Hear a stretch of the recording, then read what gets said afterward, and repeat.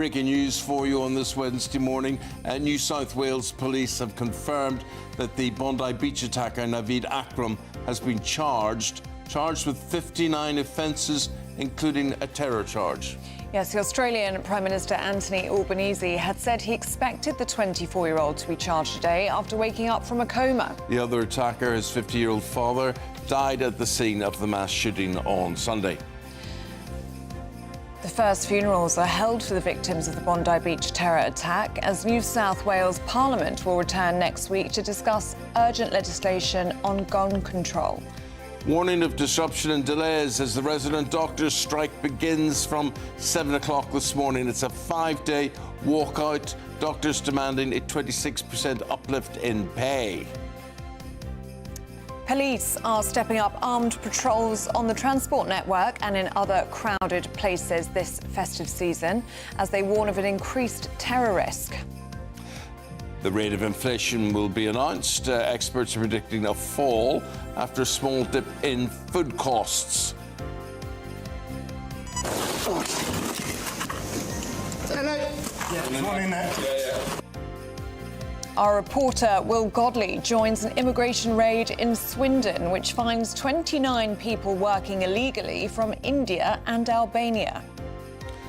Britain is to rejoin the European Union's Erasmus student exchange scheme. And sport this morning, third Ashes Test is happening as we speak in Adelaide. Australia won the toss, chose to bat, and they're currently 284 for 7 wickets. Chelsea beat Cardiff to reach the Carabao Cup semi-finals, and FIFA read the room and offer cheaper World Cup tickets, but not that many. Hello, well that dry weather didn't last too long. There's further heavy rain on the way today and into tomorrow with warnings in force. You can find out all the details with me a little later on. Well, we're halfway through the week. Thank you for your company on this Wednesday morning. I'm Eamonn Holmes. I'm Ellie Costello and this is GB News Breakfast.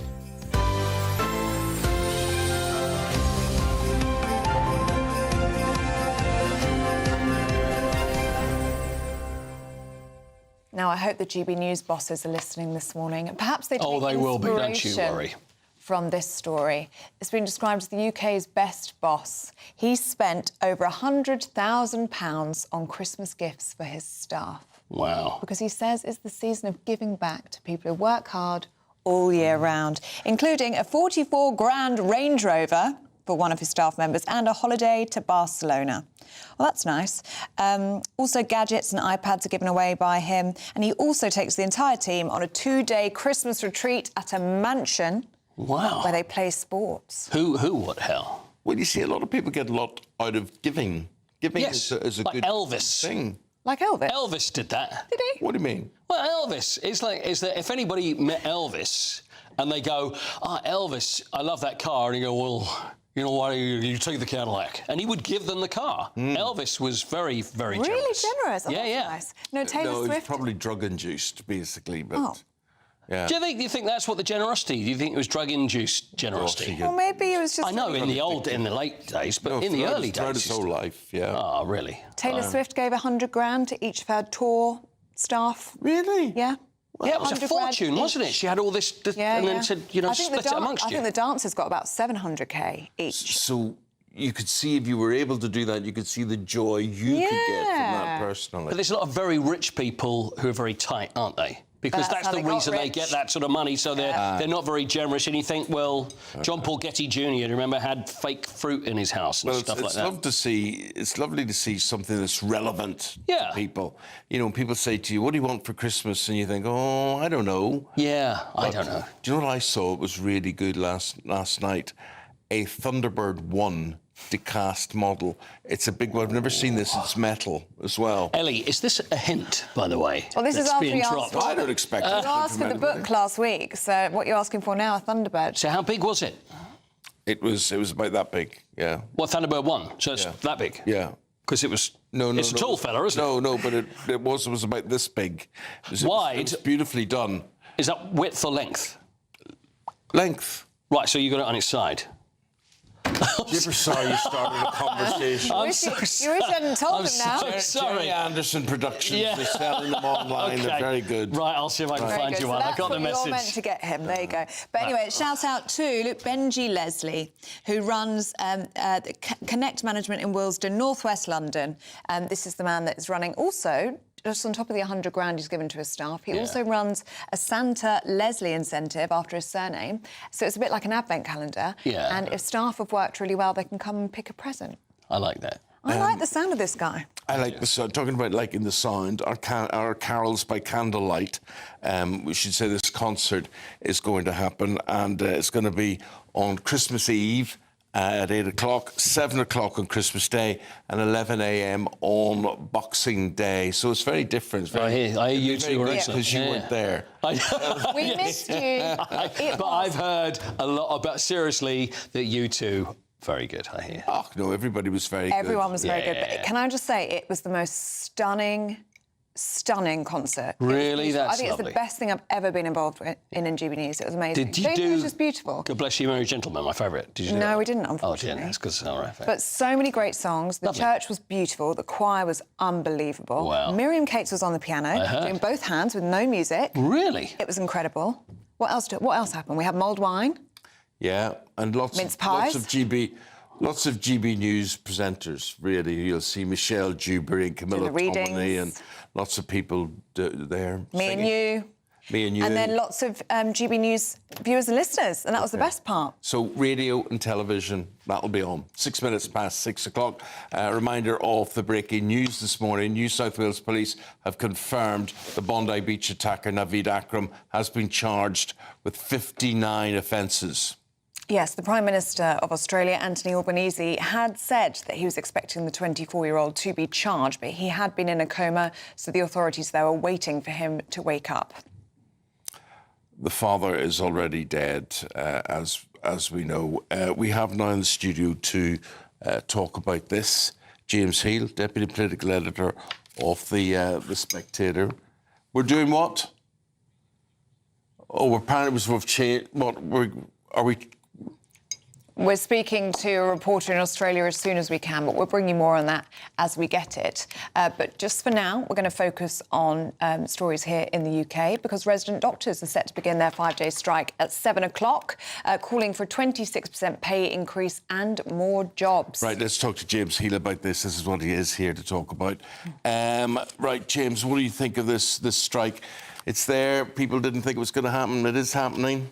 Yeah, I mean, this is the 14th such strike since March 2023.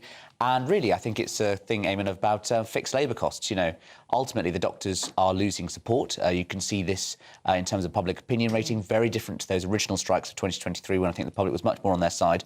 But ultimately, you know, we can't churn out more doctors, and they can basically tell the public that they're going to hold them to ransom, a bit like the tube drivers. So, you know, when it comes to it, I think West Streeting is at the end of his tether. Speaking to government MPs and ministers, they seem quite distraught by it all. But ultimately, you know, it shows when you have an industrial action, you can actually make the government do what you want.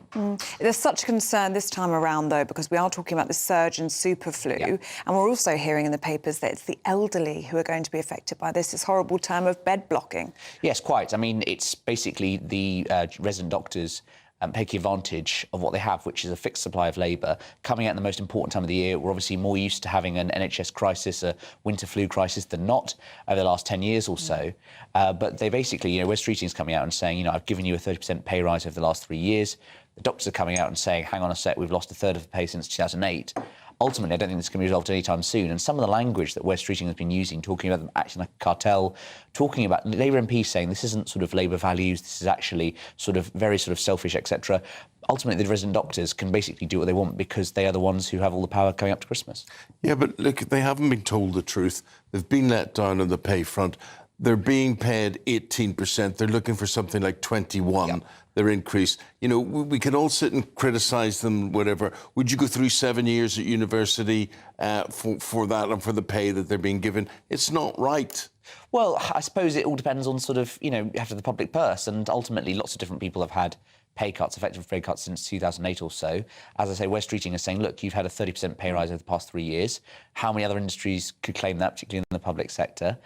So I think that it will be one where the government is trying to hopefully win the battle of public opinion on this.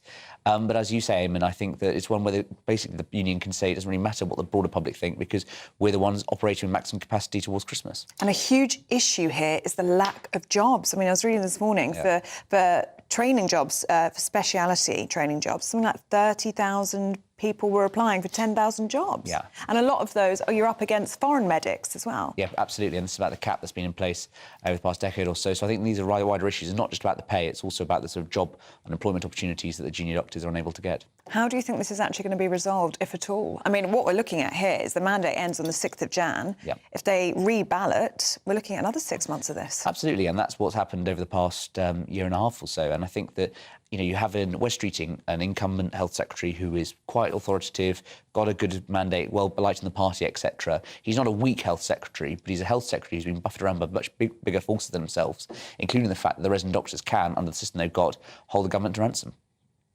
OK, James Hill, thank you very much indeed. We'll be back with you in the next hour. Thank you. Let us know what you think on the resident doctors beginning their strike at 7 o'clock this morning. Are you behind them? Do you think they should be back to work? Let us know what you think. gbnews.com/yoursay.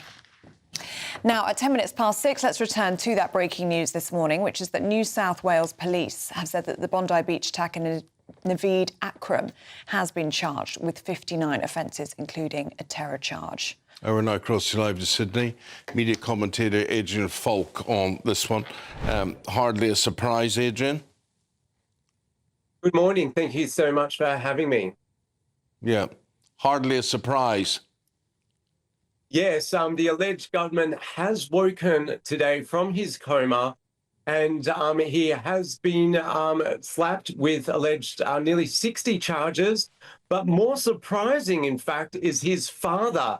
This looks like a premeditated terrorist attack. His father actually transferred the ownership of the family home to his wife. So in the event that any victims try to sue for the estate, then there's no possessions in his name. Do you think there's also a suggestion there, Adrian, with that information that perhaps the father, perhaps even the son, thought they weren't going to get out of this alive?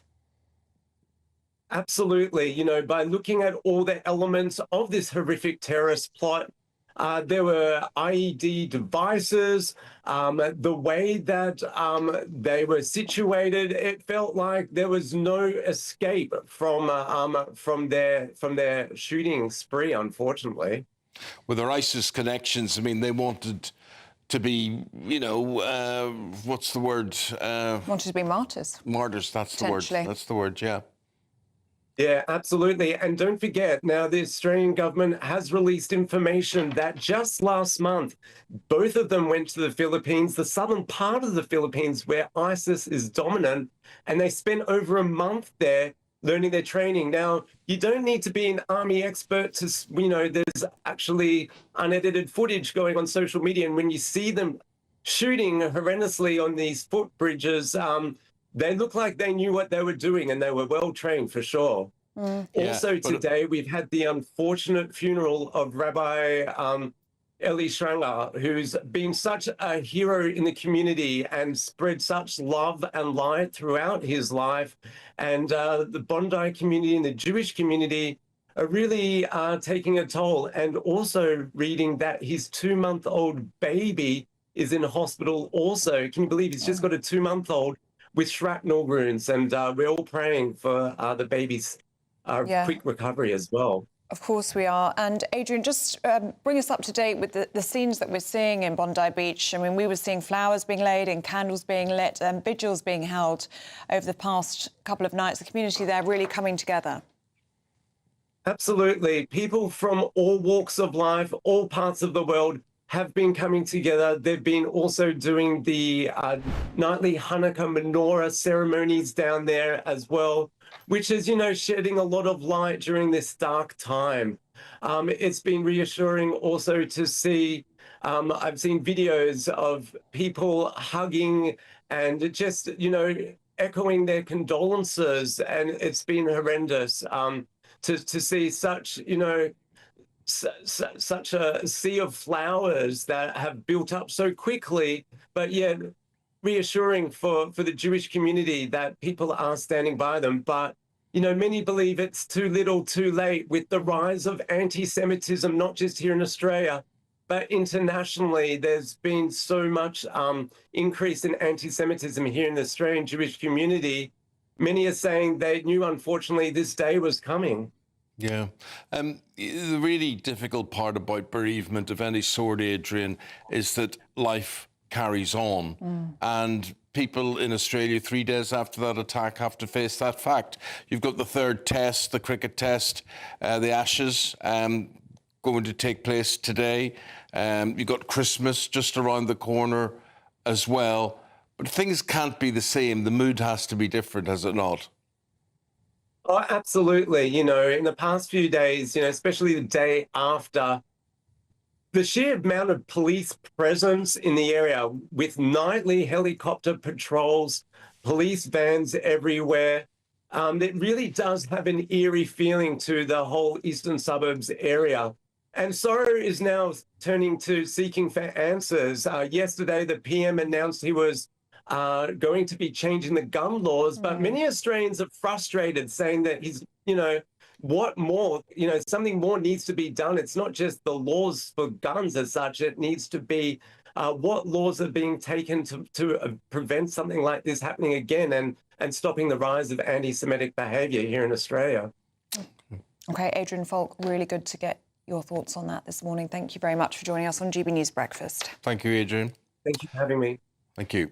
Dozens of immigrants have been arrested. We've got exclusive footage of this, of one of the biggest ever raids on illegal working in Britain. Suspected workers, illegal workers from mainly India and Albania, were arrested at a construction site in Swindon. Well, GB News national reporter Will Godley was given exclusive access to that immigration raid, and he sent us this report. Hello. Yeah, there's one in there. Behind this door, a suspected illegal worker. One of 30 immigration officers believed to be working here, at this huge construction site near Swindon. All right, come on. It's been the subject of many months of investigations, and now more than 100 officers from Wiltshire Police and the Home Office are embarking on the biggest immigration raid ever taken place in the west of England. Well, police officers and immigration officers have cleared the site, gathered the workers here in this warehouse where immigration officers are now carrying out the checks they need to do in order to work out who has a right to work and who doesn't. And it doesn't take long before officers make their first arrest. You came in a lorry, did you? A man from India who came to the UK in the back of a lorry more than 20 years ago and still doesn't have the right to work. So I can see you've got an appeal against your application which was refused, okay, and that's what you've shown me here, but that doesn't give you the right to work in the UK. That's why you've been arrested today, okay? While officers continue their questioning here, on the other side of the building site, immigration officials have found yet further evidence of suspected illegal working. Interpreter, can you just explain to the male that I'm now going to be placing him under immigration arrest? This is because he's an overstay in the UK. Okay.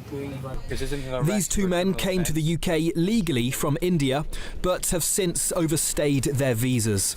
They've now been placed under arrest by immigration officials. It looks like we've made over 20 arrests, 24, 25 arrests. We've still got some that we need to speak to. So it's well over 20 arrests so far. And what's going to happen to these people who have been arrested today? What's the next steps for them? So I think at the moment we've got 3 who've been arrested for what we call breach of bail. So they're not removable at the moment. So they'll be just escorted off site and they'll have to continue reporting while we process their claim or their appeal. The others we will be looking to detain and remove. In the last year, immigration officers arrested more than 8,000 illegal workers. The government say it's the largest crackdown since records began. This is really significant, and it's so important that we continue this pace, and we will. These operations will be 7 days a week, 365 days a year, to ensure that British workers on those construction sites aren't being undercut. That's why this is our operation activity is the highest it's been in British history, with a 63% rise in these visits and arrests. Today's operation resulted in 29 arrests of suspected illegal workers from both India and Albania. The Home Office will now work to remove them from Britain. Will Godley, GB News, Swindon. Good report, Will. Good access there as well. Question is, though, what happens to the project those workers are on? Whose jobs were they taking? How do they replace 29 construction workers like that? What is the end game with all of this? If it stops these workers coming in from Albania and India, who takes their places? Have we got people trained up to do all of this? I think this creates a lot of questions as well as giving answers. Yes, of course, these people shouldn't be here. They shouldn't be working there like that. But without them, who do we have that's going to do the work? Yeah, no, there's some good It's just questions interesting. there. Your views, have your say this morning. Let us know on that one. But good report there from Will Godley. Yeah, thanks, Will. Now, at 20 minutes past 6, let's get a check on the weather with Annie Shuttleworth. Expect warm spells with the odd rude interruption. Boxed Boilers sponsors the weather on GB News. Hello, good morning. Welcome to your latest GB News weather update brought to you from the Met Office. Heavy rain to come for many in the west today, with rain warnings in force and delays to travel expected. And across the east, there could be some disruption from fog this morning. A warning out across many central eastern areas of fog through the first part of this morning, but that will soon be replaced by cloud and rain as we head into this afternoon. The rain will turn particularly heavy across western areas, parts of Wales, northwest England, western Scotland, southwestern areas of England as well, seeing some very heavy rain. There could be some gusty winds around as well. A milder day on the whole, but very little in the way of sunshine to make the most of those milder temperatures. The rain continues into this evening. There's still a warning in force. We're likely to see quite a lot of water on the roads, particularly across parts of Cornwall and Devon, as well as South Wales, where we've seen a lot of rain over the past couple of weeks. Slightly drier across parts of the far northwest by the time we get to this evening, but there will still be some showers, some of these quite heavy. There's a risk of hail in there too, and some very wet weather across southern areas of Scotland. Across the far east, it will be somewhat drier, but a lot of cloud around, and it could be quite misty and murky. That rain very slowly pushes eastwards overnight tonight, and it will actually return up from the south by the time we head into Thursday. But before then, some clearer skies to come for the northern portion of the UK, Northern Ireland and Scotland, seeing plenty of dry weather overnight. A lot of cloud elsewhere, and as I said, it's going to be quite a murky night. A lot of low cloud lingering. The rain pushes back up from the south through Thursday morning, bringing some very wet weather to southern counties of England, and then once again it's parts of South Wales and southwestern England that will see the heaviest rain throughout Thursday. So there's further disruption to travel expected, more warnings in force. That rain will slowly push northwards, but we are expecting a very damp couple of days, so please keep an eye on the forecast. Bye-bye. Expect warm spells with the odd rude interruption. Boxed Boilers sponsors the weather on GB News. Well, I had a 10-mile journey or so to come in to work today. Fog-filled, fog absolutely everywhere. Oh, London town. Oh, I didn't see any fog where I was, and I'm not that far away. No fog outside the door here, whatever, everywhere. No, somehow I missed all of that. You missed all of that. I wish I was sleeping. It's slowing up traffic. Very hard to have vision there if you're driving a car, a bus or something like that. Just be careful out there, and I think it's going to last for a long while today. Still to come. The son of legendary filmmaker Rob Reiner has been charged with first-degree murder. We'll bring you the latest on that next.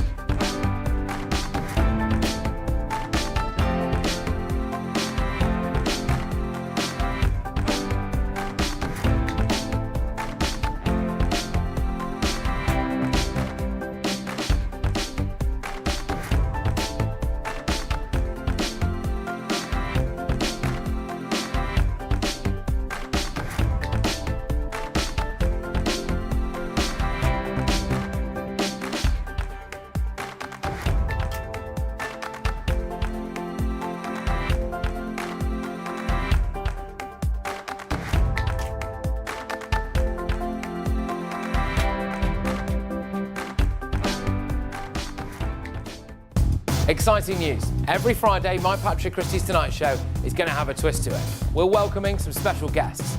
You. That's right, on Fridays I'm going to be doing my show in front of a live studio audience because this show is about you and what you have to say. It's going to be the same big debates, same big topics, same big opinions. But every Friday night at 9 p.m, you are invited to come on down to Patrick Christie's Tonight to be a part of the action. Only on GB News, the People's Channel, Britain's news channel. 5 hosts, 5 opinions, 5 fearless debates, 5 unfiltered takes on the day's news. 5 reasons not to be anywhere else on Saturday night.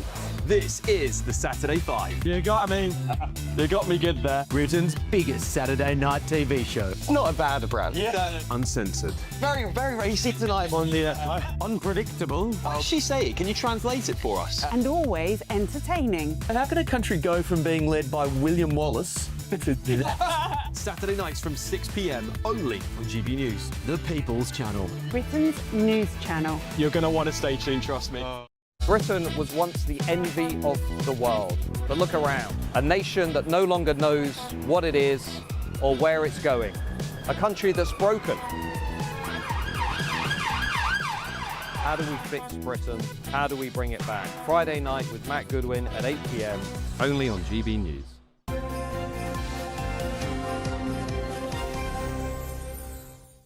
Welcome back to Breakfast. It's 6:27. Now, the son of legendary filmmaker Rob Reiner has been charged with first-degree murder. It's after his parents were found stabbed to death in their Los Angeles home on Sunday.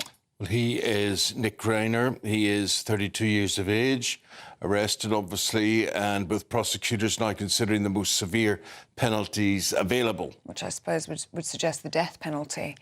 Well, police say there's no confirmed motive yet, but this is a case, of course, that has sent shockwaves through Hollywood and far beyond. Let's speak to the host of the Politics People podcast. We say hello, good morning, welcome to Paul Duddridge. Paul, what can you throw light on for us this morning? Well, yeah, it's a horrific incident. It's a terrible crime that's been committed here, and obviously the bodies were found on Sunday. And as you've already said, Nick Reiner's already been now formally charged with murder. The death penalty, just on that last point, just out of interest, the death penalty is still present, is still legal in California, but Governor Newsom's had a moratorium on them since 2019, I think. So we are very unlikely to see a death penalty in this whilst it's still legal. There's been a halt placed on them by the Governor Newsom. So it's highly unlikely to end in a death penalty, this particular case. So we're looking at life imprisonment being the expected sentence. Paul, what can you tell us about Nick Reiner? He suffered a lot with addiction, didn't he? He did. I think there's a film he made with, I mean, you can see that it's a terrible, terrible story. And obviously, Rob Reiner, great filmmaker, you can see that he tried for years and years to help his son. Indeed, they made a film together, I think, called Finding Charlie or something, about this addiction, about his addictions. He's been in rehab 18 times, it was reported today, 18 times. This family have obviously struggled over the years to support Nick, and it's obviously ended in the most horrendous way possible. But yeah, it looks like they've been a very supportive family and have, obviously been coping. So many people do cope with, addicts in the family. Yeah. I heard that the final unraveling was crystal meth. That's not been confirmed, but that's the reporting that that was the final addiction. And I suppose, Paul, so many people identify with what happened here because they feel they know Rob Reiner through the films that he made. Absolutely. So many. This is not one or two hit films. This is the Great American Songbook of films, if you like. This is, Harry Met Sally, Stand By Me, The American President he directed, The Princess Bride. I know those films have been listed for the last couple of days over and over. A Few Good Men. Extraordinary range of movies, and Spinal Tap, obviously. Extraordinary range of movies. I mean, he is one of the great filmmakers, but he carried it quite lightly. It's kind of it's fascinating that he didn't come across as a pretentious auteur. He was he made very accessible, beautiful very popular films, but very well made, great American films. Extraordinary loss to the movie community. Yeah, and the pair of them were Hollywood royalty, weren't they? And also hugely politically active. I was listening to an interview with Michelle Obama, who revealed that she was meant to be going for dinner at the Reiner's house on the night that they were killed. Absolutely right, and extraordinarily politically active. Look, you get a lot of celebrities that will wear their politics on their sleeve. The Reiners were, I mean, Rob Reiner actually created, this is where the Trump debark has come from. Rob Reiner actually created, I want to get the committee to investigate Russia. So during Trump's first term, he formalized the investigation into Russian collusion, which is what Trump is saying. It's like, you know, I know Trump's coming for a lot of flack. Trump is getting worse press now than the alleged murderer, which is extraordinary. But Rob Reiner did actually create the committee to investigate Russia and was very vocal about the fact that Trump had committed treason in his view and was colluding with Russia and was a Putin puppet. So he was an actual political activist, not just a left-leaning lovey. Okay. Paul, got to leave it there. Thank you very much indeed for bringing us up to date. Appreciate it. Paul Dudridge there. And with the time at 32 minutes past the hour of 6 o'clock, time for a daily reflection. The GB News Advent Calendar, Day 17. Hi, I'm Chris Tufnell, a vicar in the Church of England. On a train journey one winter, a Christian minister passed a whitewashed farmhouse standing out brightly against the muddy fields all around. On the return journey the next day, he went back by the same route, but a thick layer of snow had fallen overnight. And now, against the dazzling whiteness of the snow, the very same farmhouse looked grubby and dull. What had once seemed clean no longer seemed clean at all, not now that absolute purity had fallen from above. Christmas is about someone coming down who changes the landscape and how we see ourselves. Like that farmhouse, we can feel pretty good about ourselves as long as we compare ourselves to each other. But the night Jesus was born, absolute purity entered our world.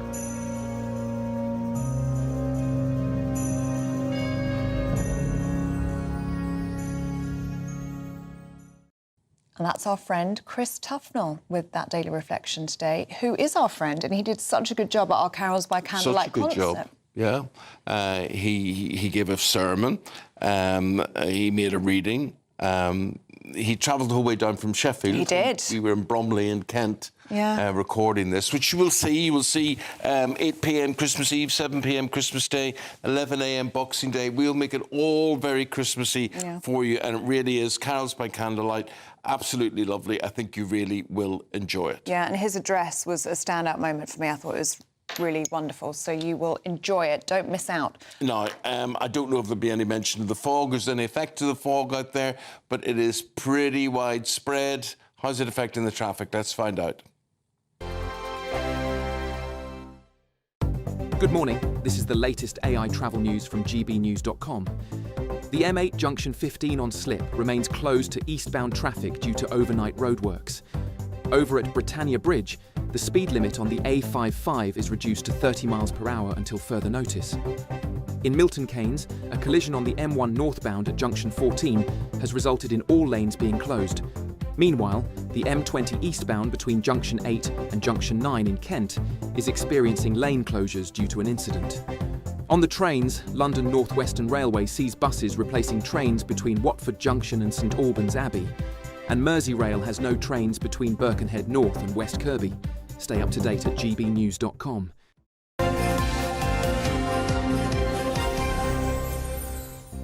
Now, do stay with us. Still to come, the Ashes are back today and England are currently bowling in Adelaide to keep the Ashes alive. More on that and other sports news coming next with Paul Coit.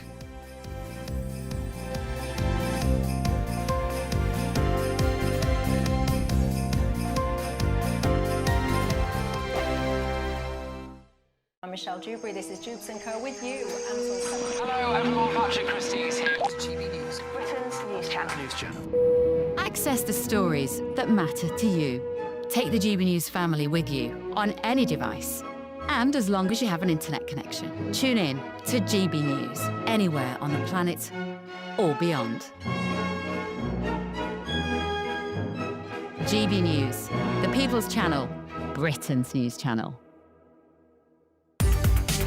From the school run to the home run, watch a new show for all of Britain. So he can say whatever he wants. A straight talking show where all voices are heard. And, you know, when are we going to stop talking about smashing the gangs and actually do it? With the stories that matter from every part of our country. There's a bit of a crash landing there for your Chancellor. Bold, fearless and standing up for you. That's me, Martin Daubney, 3 p.m. till 6 p.m, weekdays, here only on GB News. The People's Channel, Britain's news channel. Westminster's full of talk, but out here, it's the real world. Am I allowed to talk then? No, that's it. This is where it matters, real people and real lives. That's what politics is all about. The fact is Trump made a good start, no. Straight answers, no spin, and just a couple of pints. How many fingers have I got up? About 10. So join me for Lee Anderson's Real World every Friday at 7 p.m, only on GB News.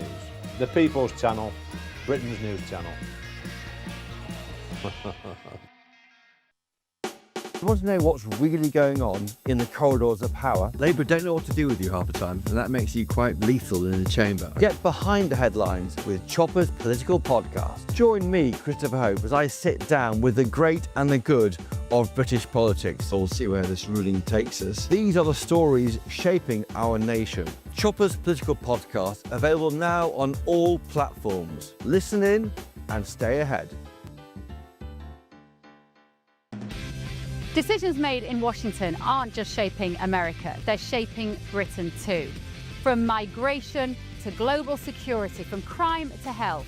Whatever happens in the White House today will be felt in your town or city tomorrow.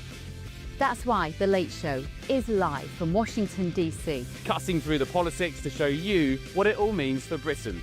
The Late Show live every night at midnight. Only on GB News, Britain's news channel. Bold. They are under no illusion. Ray. Are you a human trafficker? Boundless.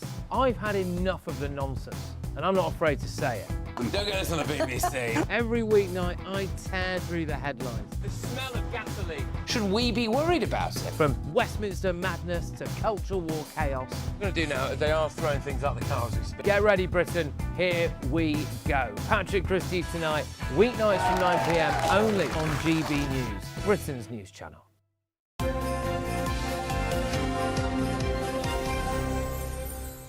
The third Ashes test is underway in Adelaide. Paul will bring us up to date. Anything to cheer about? Well, it's not too bad. I'll tell you the best thing to cheer about was the fact that Steve Smith, the Australian batsman, is out. He's ill.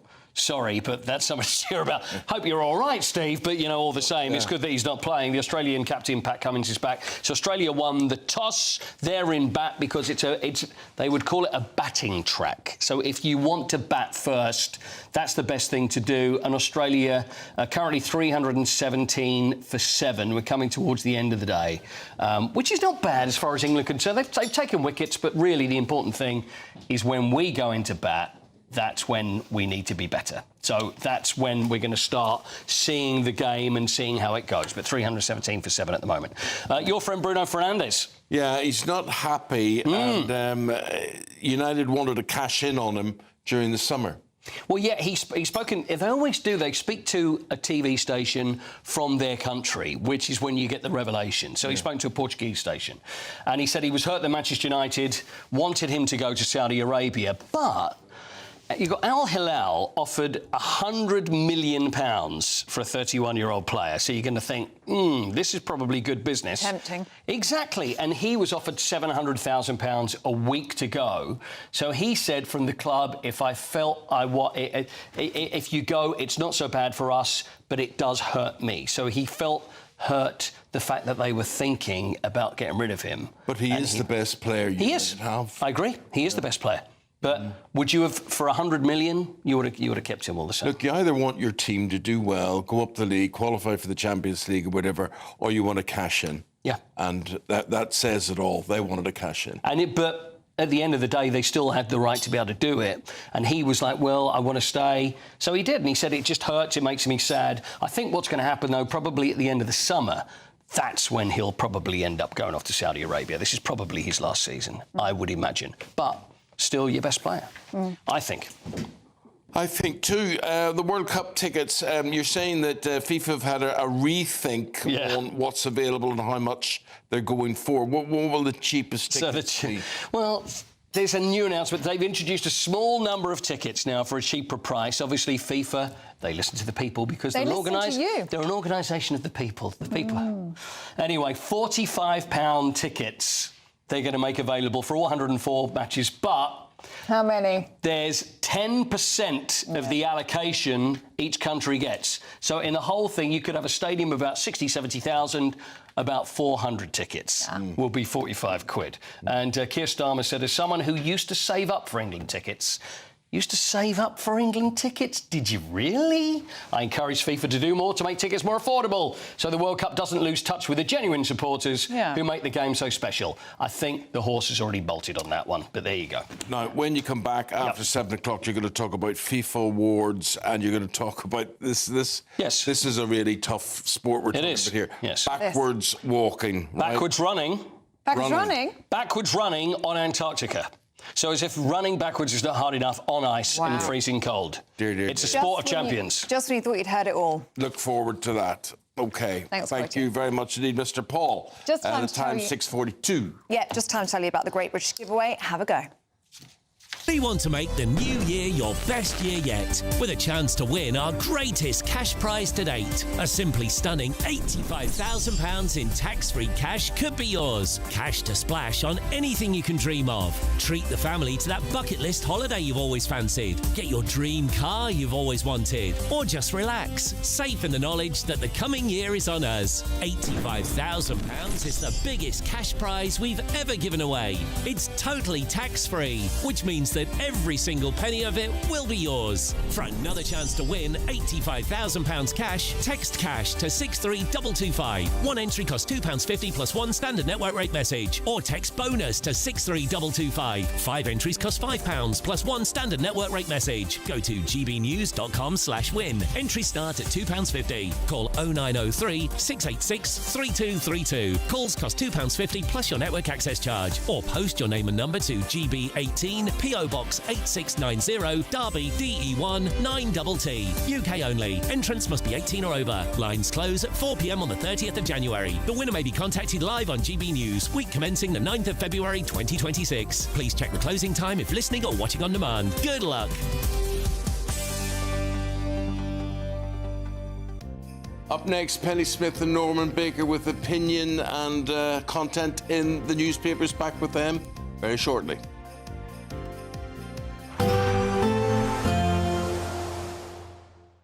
Ready to soak up that holiday sunshine? Won't we need some cover? No worries. All sorted. All Clear Travel Insurance sponsors GB News Travel Destinations Forecast. Hello, are you heading away for some sunshine? Well, it's quite wet actually across parts of Spain, Italy and France, as well as the Canary Islands. We've got some very unsettled weather, a risk of showers for Tenerife through Thursday and a risk of outbreaks of heavy rain and thunderstorms spread across Spain, Italy and France through Thursday. It does look a little bit drier to end the week, and across eastern areas of the Mediterranean, there's plenty of dry weather to come through Friday and into the weekend. Bye-bye. All Clear Travel Insurance sponsors GB News Travel Destinations Forecast. At GB News, we love to hear from you, our loyal community. So drop us a line at gbnews.com/yoursay. There you can talk to each other and also to the presenters live on air. gbnews.com/yoursay, because GB News is your channel, Britain's news channel. Sir Jacob Rees-Mogg's State of the Nation, Monday to Thursday from 8 p.m. What I've discovered is that a comet that was observed by the Chinese in 5 BC, I put together the information from their observation to come up with an orbit that would take this particular comet very, very close to the Earth. And as it passed the Earth, probably about the distance to the moon, a position on the rotating Earth would have seen the comet pause for a period of hours over a location.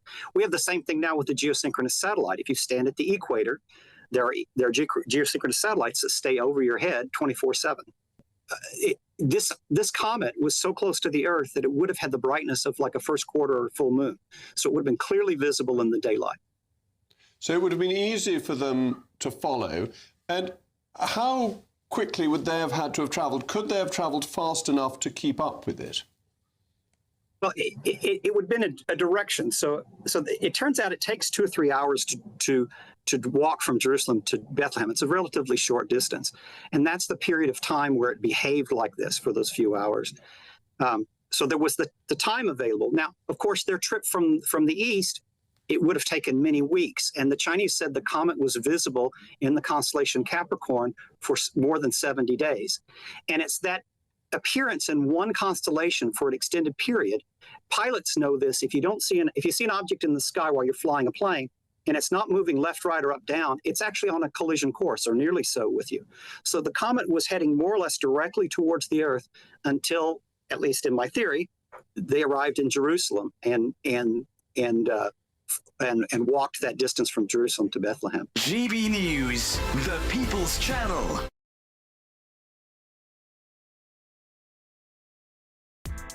Join me, Nana Akwe, for an informative, interactive news programme with a difference. It's fun. No, he didn't say that, Dave. I'm so surprised. I think there's an element of truth to that. Join me from 3 p.m. every weekend, only on GB News, Britain's news channel.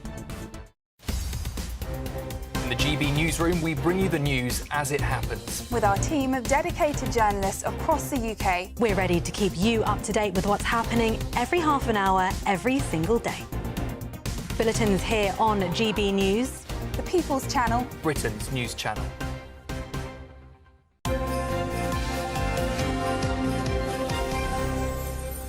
Look, there you are. You're watching us free of charge, today, which is good. We've got Penny Smith and Norman Baker because the BBC, free if you live on benefits, Penny, but we've got a lot of things to talk about here. Everybody's panicking about what to charge for the BBC. It's all about how the funding of the BBC happens in the future, because the problem is it's under attack from all sides. Lots of people don't pay the licence fee anymore. You know, when this first started, when the BBC first started, the whole point was that everybody contributed so that everybody had a stake, and also that it could be essentially do what it wanted to do, and there were no adverts. So that was the original thing. Of course, it's all changed now. And they're saying that they're trying to look at various proposals unveiled by the Culture Secretary, Lisa Nandy, yesterday. And there are suggestions that there could be a paywall, there could be advertising introduced for the first time in its 100-year history. The thing is that the fee, the licence fee, is £174.50. And it does make me query. I mean, the thing about the BBC is it's everywhere. It's not just the television. It's radio. It's local radio too. It's local radio, local television. All these things. It has a remit, and so. I just wonder if people aren't looking at how much they're spending on other subscriptions and to not think it's a good deal. Well, I always smile at people who complain about the price of the BBC and 173 quid for the licence, whatever. And then you look at the minimum you can get, I don't know what they're called, subscription channels, the very term, Netflix, Paramount, Sky, whatever, they cost a fortune. They do cost a fortune, and people don't compare the two accurately.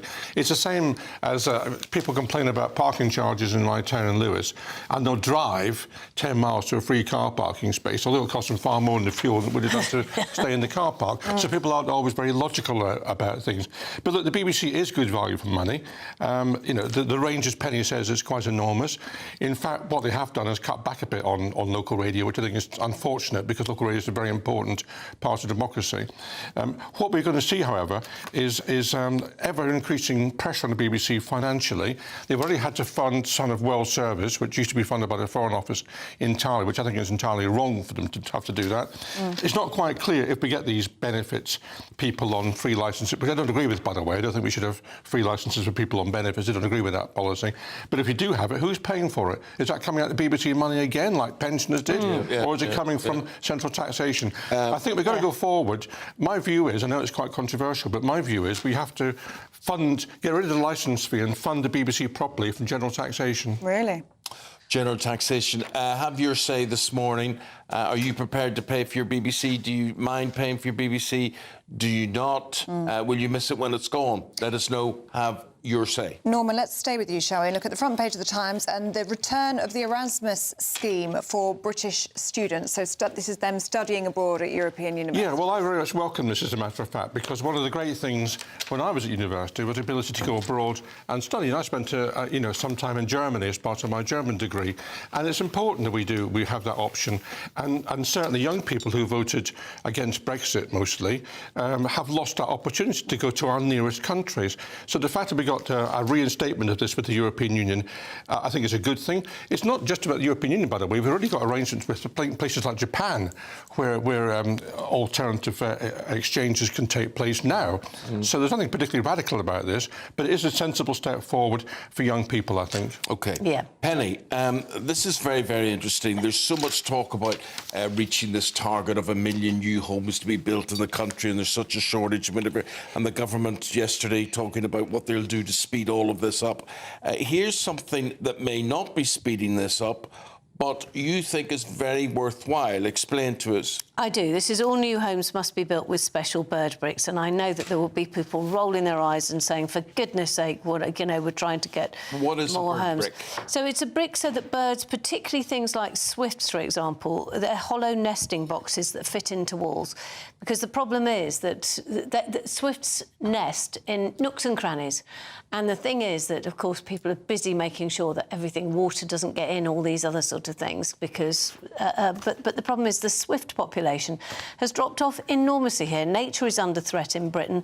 If everybody just wants to see pigeons in the wild, pigeons, magpies, crows, rooks and parakeets, then fine. But swifts, it's fallen off a cliff how many there are. Penny, I'm just going to say one thing. I'm not disagreeing with what you say, and I'm very empathetic to what you're saying, but you do not want swifts in your walls or... No, you don't want them in your walls, but that's why they're saying about these bricks. These bricks are specially made so that the birds can nest, build their nests, but they're not damaging anything.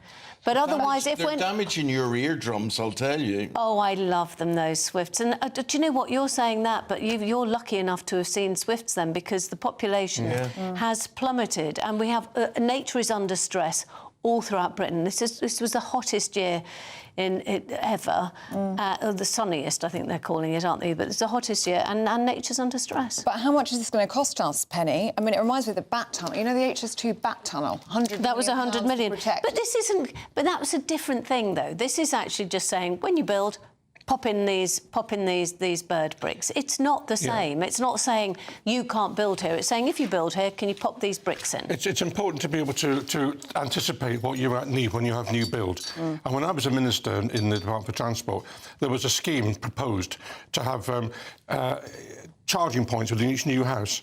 And the £28 is in the cost. That was vetoed by the Chancellor. It's now about 600, 700 to retrofit. OK. Yeah. Folks, thanks very much indeed. We'll see you again in 40 minutes' time. Have your say. Get in touch this morning. Very foggy out there today. Let's get all the details with Annie.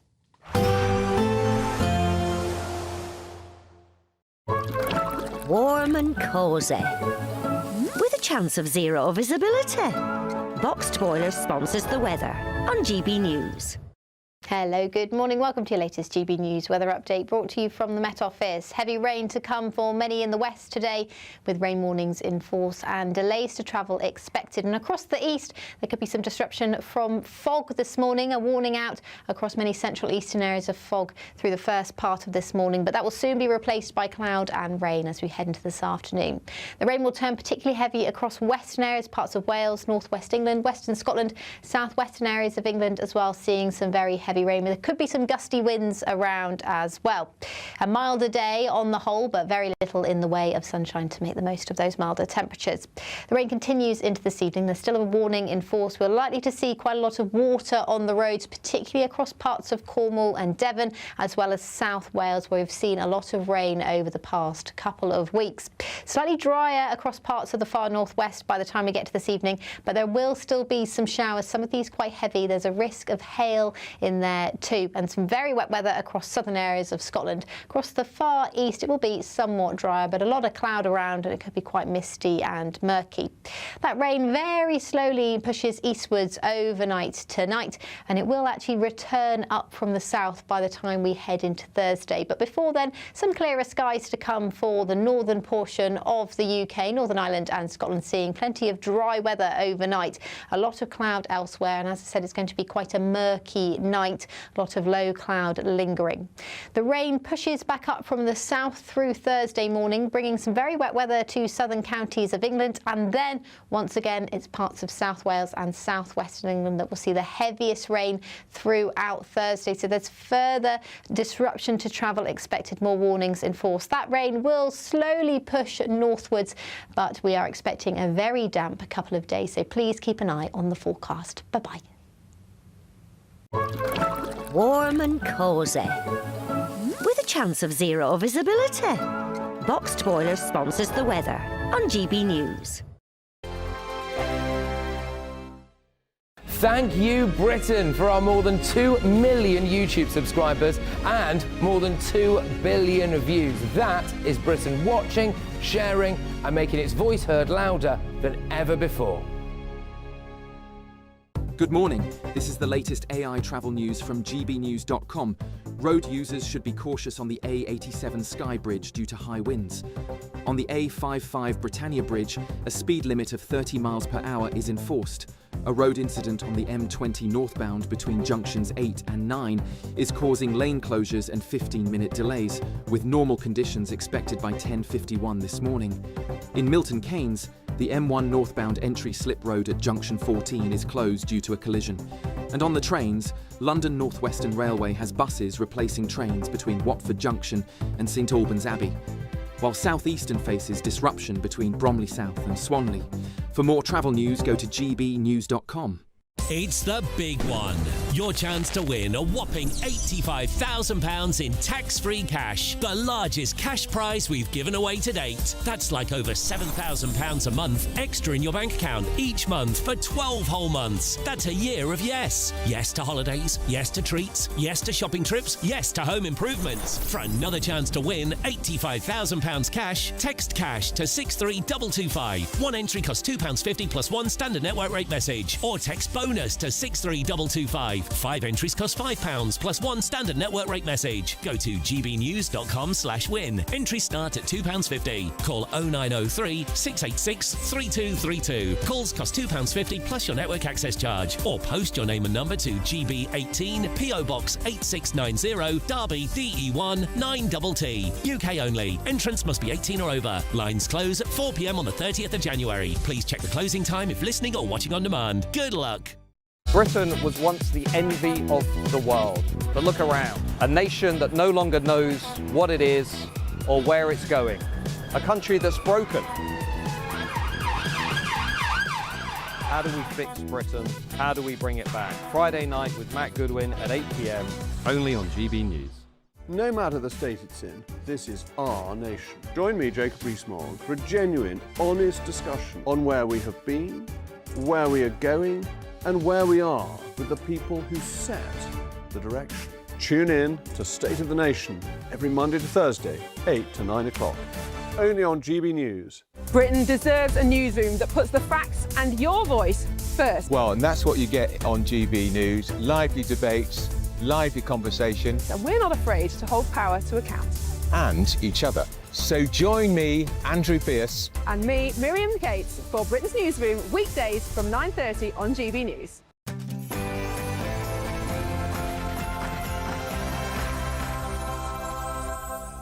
Good morning. Breaking news. New South Wales police have said the alleged Bondi beach attacker Naveed Akram has been charged with 59 offences, including a terror charge. These include 15 counts of murder, 40 counts of causing grievous bodily harm to a person with intent to murder. Well, the Australian Prime Minister Anthony Albanese had said he expected the 24-year-old to be charged today after waking up from a coma. The first funerals are being held for victims, and New South Wales Parliament will return next week to discuss gun laws. Elsewhere, warning of disruption and delays as the resident doctors' strike begins right now at 7 o'clock this morning. The 5-day walkout has begun, with doctors demanding a 26% uplift in pay. Police are stepping up armed patrols on the transport network and in other crowded places as they warn of an increased terror risk over the festive period. The rate of inflation will be announced imminently, with experts predicting a fall after a slight dip in food costs. Hello. Yeah, morning there. Yeah. Now, these are shocking pictures from our reporter, Will Godley. He's joined in on an immigration raid. This was in Swindon, and the raid found 29 people working illegally. They're from India and Albania. The picture's quite shocking. The UK is set to rejoin the European Union's Erasmus student exchange scheme. And sport, third Ashes test is happening as we speak in Adelaide with about half an hour to go. Australia won the toss, chose to bat, currently 326 for 8. Chelsea beat Cardiff to reach the Carabao Cup semi-finals. And FIFA read the room, kind of, and offered cheaper World Cup tickets, but not that many. Hello, well that dry weather didn't last too long. There's further heavy rain on the way today and into tomorrow with warnings in force. You can find out all the details with me a little later on. Hello there, very good morning to you on Wednesday, halfway through the week. Hope the week's going well for you. I'm Eamonn Holmes. I'm Ellie Costello and this is GB News Breakfast.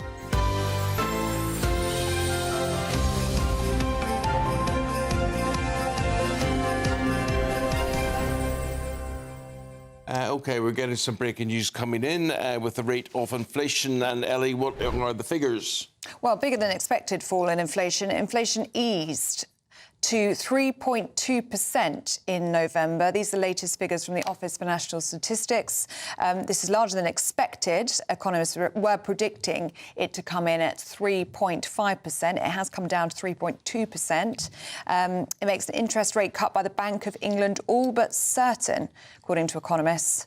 Yeah. The base rate could be cut from 4% to 3.7%. Well, we're going to have analysis and interpretation on that from Justin Urquhart Stuart, the business commentator, very shortly on that. Also beginning today, the resident doctors' strike. They've begun a 5-day strike as they called for a 26% pay increase and more jobs. Yes, this marks their 14th strike since March of 2023, after rejecting a last-minute offer from the Health Secretary just last week. The Prime Minister's branded the action as irresponsible. The NHS warning of disruptions and delays as the strikes coincide with a record number of flu cases in England. Joining us now, our Deputy Political Editor. No, we're not going to. We're going to James Hill first. Sorry, James Hill, Deputy Political Editor of The Spectator magazine. James, this is not simple. This is not easy. This does not look as though it will be easily resolved. No, and what we've seen is a kind of resurgence of many of the factors of the 1970s in recent times, sort of stagflation, if you want to call it that, the economy stagnating, inflation higher than expected coming out of post-COVID years, and obviously industrial action as well. And this is what happens when there isn't much money to go around, and you're seeing kind of the legacy of those sort of failure to raise pay for about 15 years or so post-2008 financial crash, and that's why we've got the BMA organising another... James, do you have any sympathy for the doctors? Personally, I can sympathise with people in their position, but overall, the government has to look at everyone's finances, and I would say, you look at the last 3 years, 30% pay rise. I know, obviously, you can talk about 2008, etc., but that's not bad, and many people would be very lucky to have a 30% pay rise. And do you think that's where they've lost the support of the public? I think it's only 33% now of the public are supporting the resident doctors. Do you think it's because we're all struggling? I mean, there's no money. We're always told, aren't we, that the country's broke. And they've had a 29% pay increase in the last 3 years. Absolutely. And I think also you put this in the wider political context, right, which was that I think towards the end of the kind of Conservative time in office, you could say, look, relations have broken down. They were just simply staggering on to the election. Wes Streeting came in.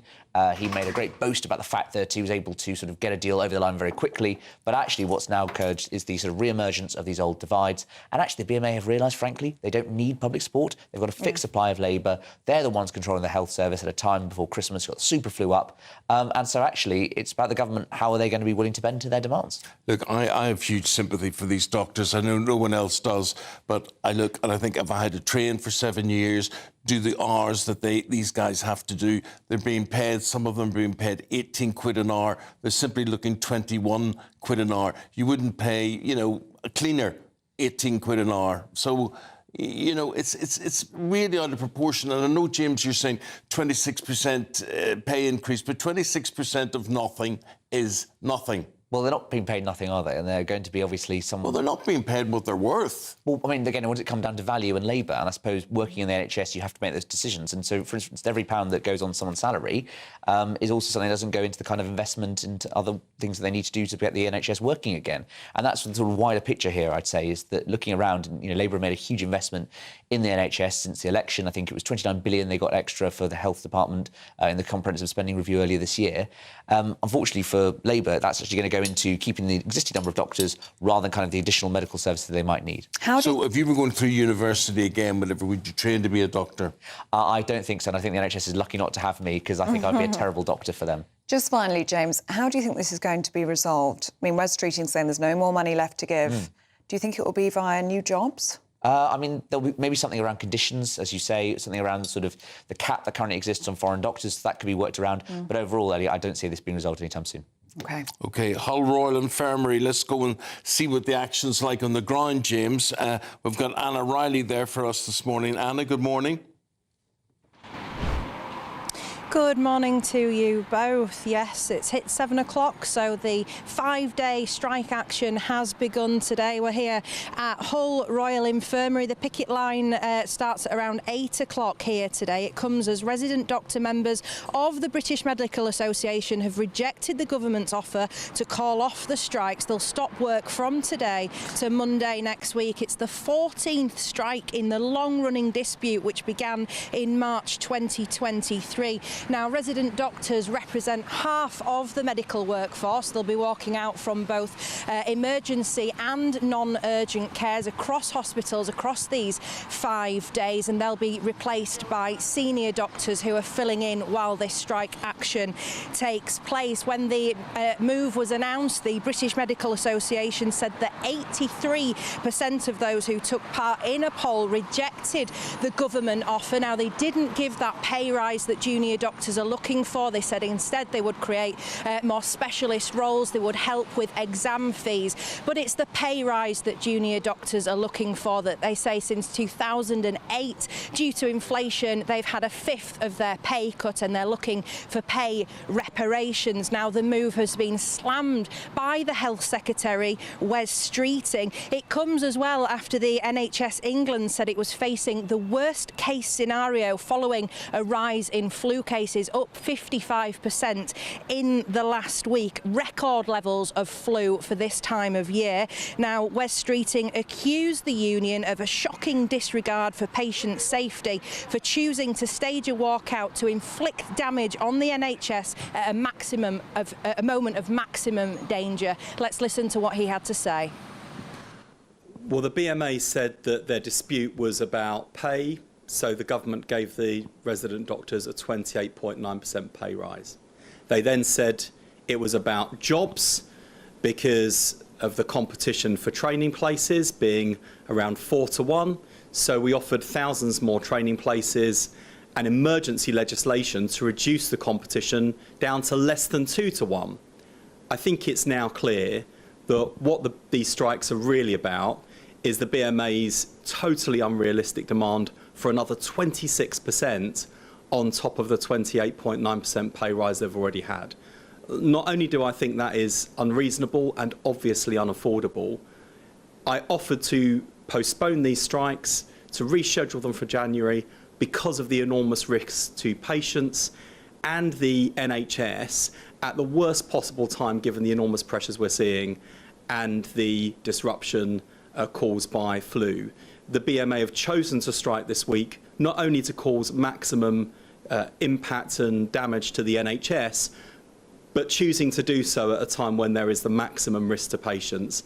I think that is irresponsible, and I think it's dangerous. And even now, if the BMA want to reschedule to January, the government will facilitate that. Wes Streeting there, saying that he does not agree with these resident doctor strikes. They could pose a risk to patient safety, and he's called it a fantasy that they should be asking for that 26% pay rise. He says that over the last 3 years they've had an almost 29% pay rise and the money just isn't there. We'll be speaking to resident doctors when this picket line starts at 8 o'clock and bringing this story to you. Anna Riley there for us in Hull. Thanks. What's the reaction? What are people saying at home on this? Well, KD says give them a pay rise but reduce their pensions. John says start ending the contracts for foreign doctors and give the 20,000 British young doctors a contract instead. And David says it is so disgusting to put people's lives at risk. These junior doctors have no morals. OK, Justin Urquhart Stuart joins us in the studio, business commentator. Justin, obviously we're here to get your views on the rate of inflation, which has slowed slightly. It's still gone up 3.2%. What do you make of it, my friend? Well, it's been coming down, and if you look at things like the oil price today, that's coming down as well. So generally that's heading in the right direction. The reason that's particularly important is we've got Bank of England's decision on interest rates. That's going to be very likely, it's already baked in, it's going to drop by about 0.25%, which is good news. However, a couple of things that aren't quite so good. You've got pay rises going up in the public sector, really quite high, but actually in the private sector dropping. And also in terms of employment as well, actually less people actually being employed, so greater levels of unemployment.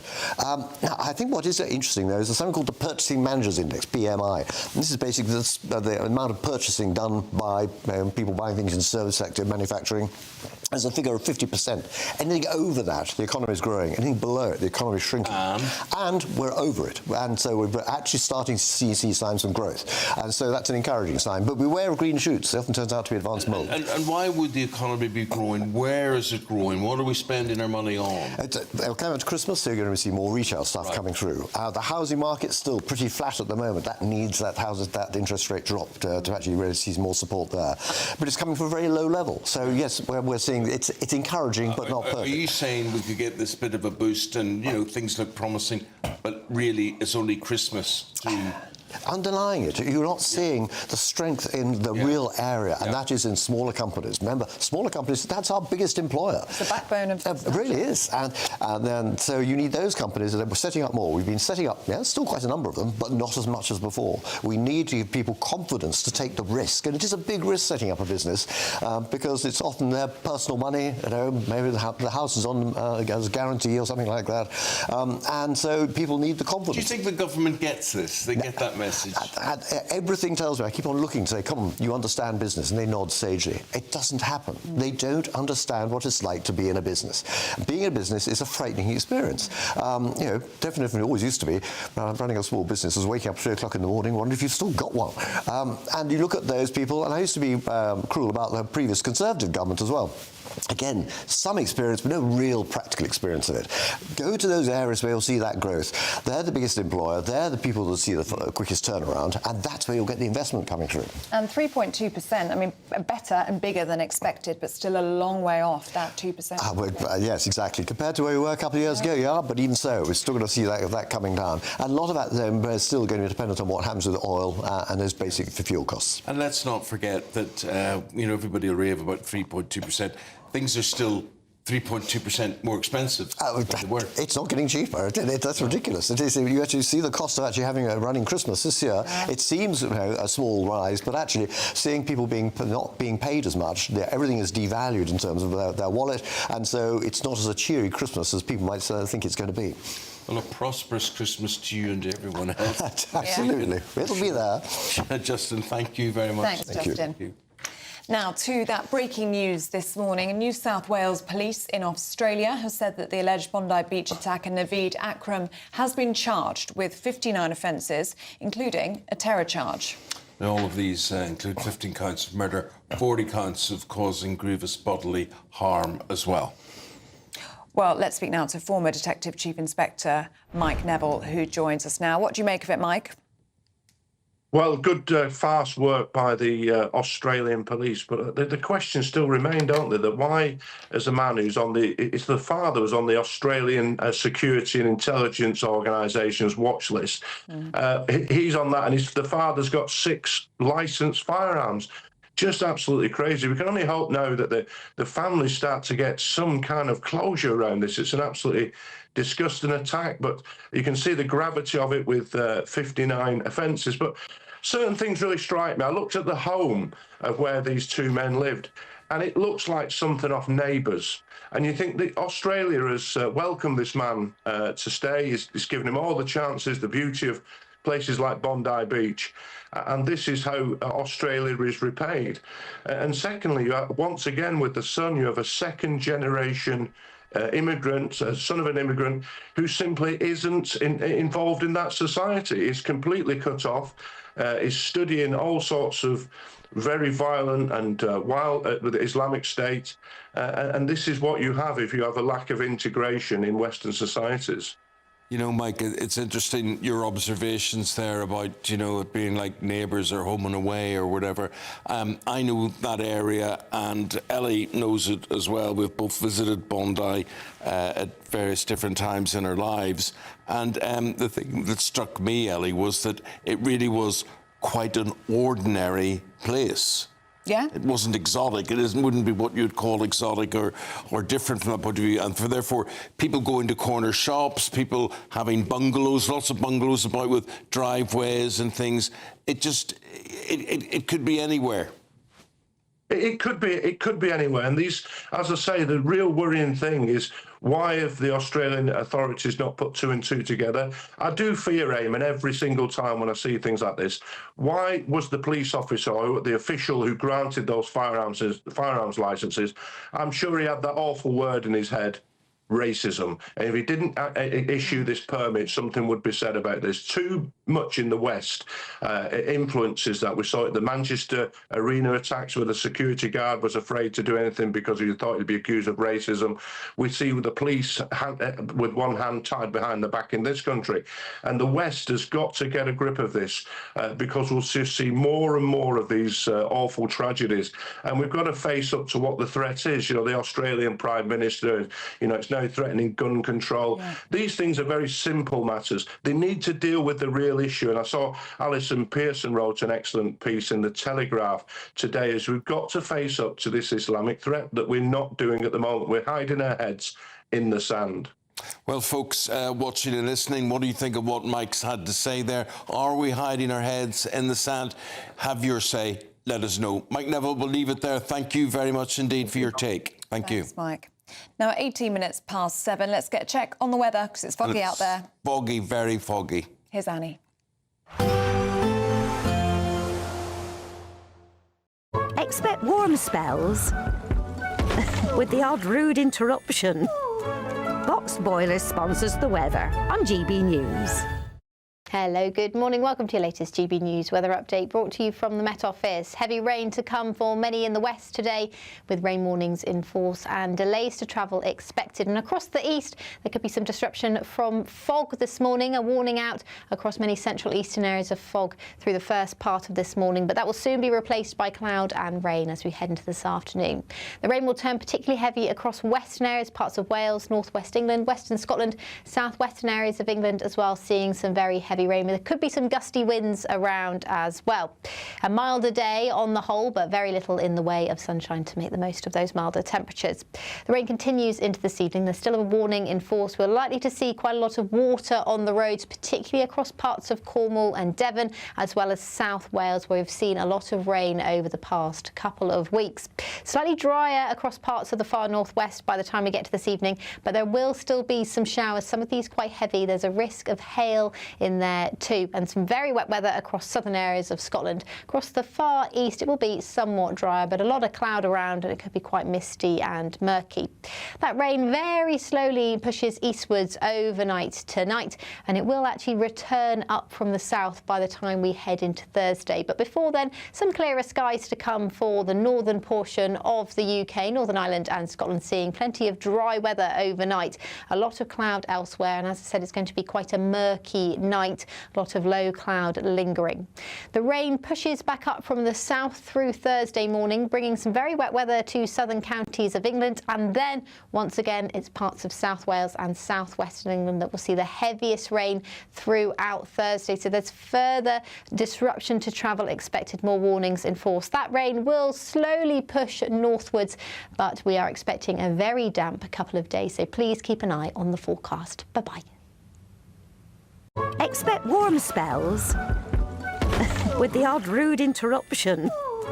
Boxed Boilers sponsors the weather on GB News.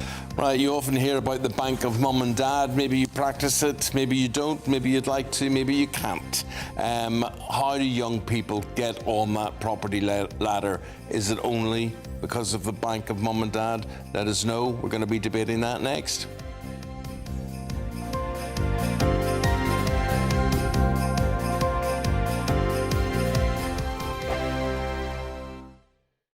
Exciting news. Every Friday, my Patrick Christie's Tonight Show is going to have a twist to it. We're welcoming some special guests. You. That's right, on Fridays I'm going to be doing my show in front of a live studio audience, because this show is about you and what you have to say. It's going to be the same big debates, same big topics, same big opinions, but every Friday night at 9 p.m. you are invited to come on down to Patrick Christie's Tonight to be a part of the action.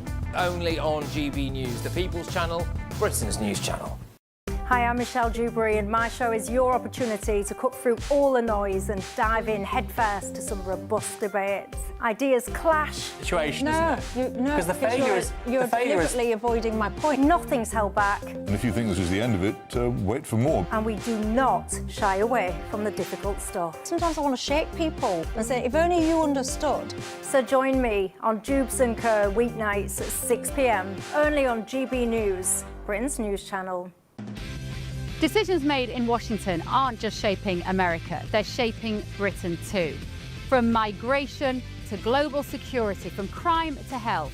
Whatever happens in the White House today will be felt in your town or city tomorrow. That's why The Late Show is live from Washington, D.C. Cutting through the politics to show you what it all means for Britain. The Late Show live every night at midnight. Only on GB News, Britain's news channel. From the school run to the home run, watch a new show for all of Britain. He can say whatever he wants. A straight talking show where all voices are heard. And, you know, when are we going to stop talking about smashing the gangs and actually do it? With the stories that matter from every part of our country. There's a bit of a crash landing there for your Chancellor. Bold, fearless and standing up for you. That's me, Martin Daubney, 3 p.m. till 6 p.m. weekdays, here only on GB News. The People's Channel, Britain's news channel. Britain was once the envy of the world. But look around. A nation that no longer knows what it is or where it's going. A country that's broken. How do we fix Britain? How do we bring it back? Friday night with Matt Goodwin at 8 p.m. only on GB News. No matter the state it's in, this is our nation. Join me, Jacob Rees-Mogg, for a genuine, honest discussion on where we have been, where we are going, and where we are with the people who set the direction. Tune in to State of the Nation every Monday to Thursday, 8 to 9 o'clock. Only on GB News. Britain deserves a newsroom that puts the facts and your voice first. Well, and that's what you get on GB News. Lively debates, lively conversation. And we're not afraid to hold power to account. And each other. So join me, Andrew Pierce. And me, Miriam Gates, for Britain's Newsroom, weekdays from 9:30 on GB News.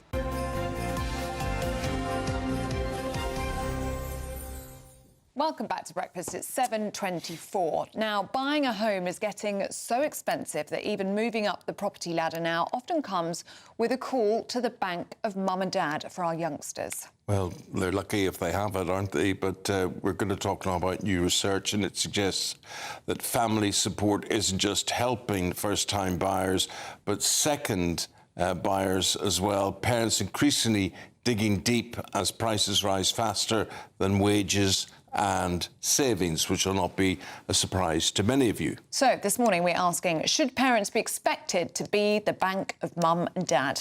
I don't know about expected, but they are. There we go. Political commentator with Young Voices UK, Ted Newson, and broadcaster Stephen Carlton Woods. Stephen, what's your take? I'll get both your takes on this very shortly, but what's your take on it? Well, it really depends on individual circumstances. Yeah. People in my family have worked hard and raised their own funds to buy their own houses. But I wouldn't really say to anyone that's in a situation where the parents can easily help them, why should they not help them? But the expectancies seem to be different these days in the way that some younger people go to the mum and dad as a first choice. And I don't think that's a good thing, really. Ted, what do you make of this? Because, I mean, for a lot of young people, if you're on 25 grand, let's say, I mean, your wage is not going to keep up with getting your first mortgage. You will need help in order to even get on the property ladder, won't you? Yes, exactly, Ellie. So I agree with Stephen that you shouldn't be expected. You shouldn't be expecting your parents to bankroll your first or your second house. Unfortunately, that is the reality we find ourselves in. House prices are overtaking wage growth. So the further along down the line we go, the more of an issue this is going to present itself as. What do you make of that? Well, it depends where you want to buy a house, I suppose. If people want the thing is with society today, people want everything right now. Back in the good old days, we used to save up. You know, you'd save up for a deposit and you'd buy within your means. But I mean, you've got young people today, they waste money, they go and drink expensive coffees and they subscribe to things like Netflix and they've got the latest iPhones and they have all these materialistic things. You know, back in the day, your most important thing was a roof over your head and food. That seems to have moved on in this day and age. Ted, you are so right, and it sounds cruel, and people will say, "Oh, he's a dinosaur," we're talking like that or whatever. But these basic fundamentals, that's what you did. You got a job, you saved your money, you grafted away, you sacrificed and whatever. And the thing is, Stephen, those just don't seem to be the priorities nowadays. It's like, you know, people of your age might just say, well, it's never going to happen. I mean, Ellie was pointing out the pay gap there. It's never going to happen, so why should we even bother trying? That question's to Ted. No, it's not. Yeah. It's to Stephen. Ted's our younger one. You're asking our younger guest, aren't you? Go on, Ted. So the main charge levelled at young people is they're buying too many avocados, they're too lazy, they're spending too much time on their iPhones. Realistically, in 2000, a house was 3.5 times the average annual wage. Yeah. In 2025, we find ourselves with something like 7 or 8 times the average wage being what you're expected to buy for the average house. Yeah. And that's simply unaffordable for someone who maybe is having to commute into London and buy a season ticket every month, or even worse, deal with London rent. Which can That's so depressing, what you're saying. It's so depressing, but that is the reality, isn't it? Yeah, well, not everyone's living in London. And the thing is, you know, even I was saying, some of my family today, they've saved up and managed to buy a house within the means. People in London do get extra money for that, but this is an old argument. Going back to even before I bought my first house, I had relatives, aunties and uncles saying the same thing. How can they afford to buy anywhere or do anything? This is an age-old argument anyway, but living within your means is the main thing. OK, gentlemen, I'm afraid we're going to have to leave it there. We are out of time this morning, but Ted Newson and Stephen Carlton Woods, thank you very much. Appreciate it, guys. Thank you very much indeed. Thank you. Just to change the tone, make things sound better than they really are, and it could be for you with the Great British Giveaway. We want to make the new year your best year yet, with a chance to win our greatest cash prize to date. A simply stunning £85,000 in tax-free cash could be yours. Cash to splash on anything you can dream of. Treat the family to that bucket list holiday you've always fancied. Get your dream car you've always wanted. Or just relax, safe in the knowledge that the coming year is on us. £85,000 is the biggest cash prize we've ever given away. It's totally tax-free, which means that every single penny of it will be yours. For another chance to win £85,000 cash, text cash to 63225. One entry costs £2.50 plus one standard network rate message. Or text bonus to 63225. 5 entries cost £5 plus one standard network rate message. Go to gbnews.com/win. Entries start at £2.50. Call 0903 686 3232. Calls cost £2.50 plus your network access charge. Or post your name and number to GB18 PO Box 8690 Derby DE1 9TT. UK only. Entrance must be 18 or over. Lines close at 4 p.m. on the 30th of January. The winner may be contacted live on GB News, week commencing the 9th of February 2026. Please check the closing time if listening or watching on demand. Good luck.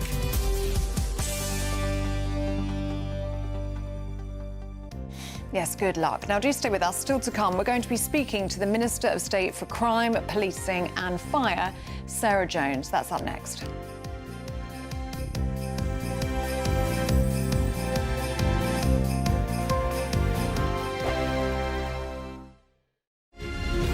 Thank you, Britain, for making us the fastest growing news website in the nation. Because the truth matters, and so do you.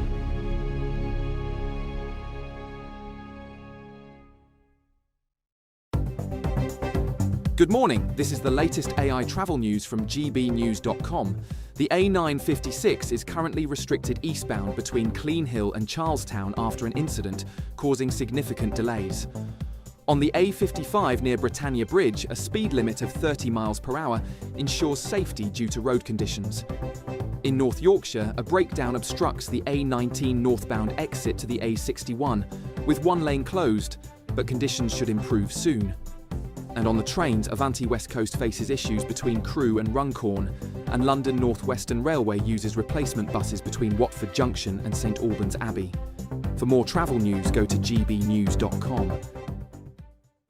Bold. They are under no illusion. Ray. Are you a human trafficker? Boundless.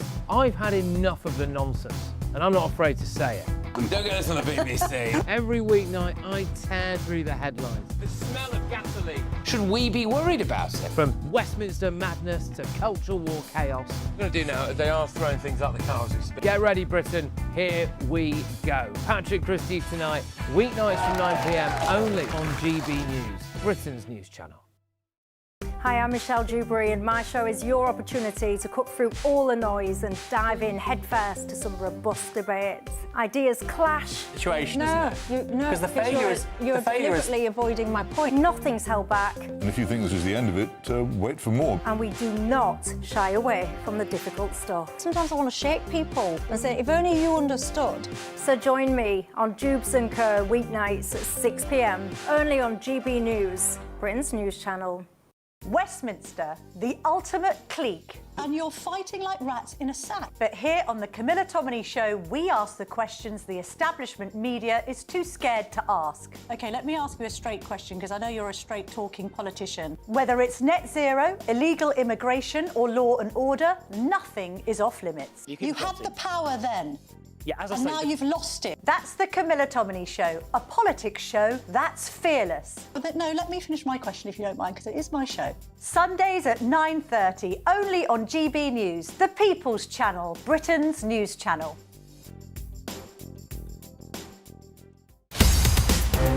In the GB Newsroom, we bring you the news as it happens. With our team of dedicated journalists across the UK, we're ready to keep you up to date with what's happening every half an hour, every single day. Bulletins here on GB News, the People's Channel, Britain's news channel.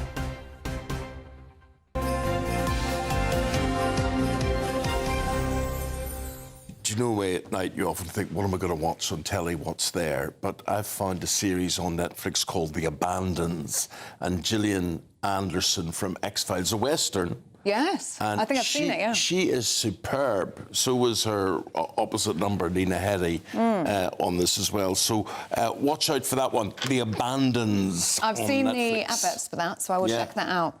Even though the reviews haven't been very good so far. But what suits you doesn't what suits some reviewer. Well, it's true. God knows what they'd say about us if they were reviewing us. We're now going to review the Minister of State for Crime, Policing and Fire. That's Sarah Jones. Sarah, good morning to you.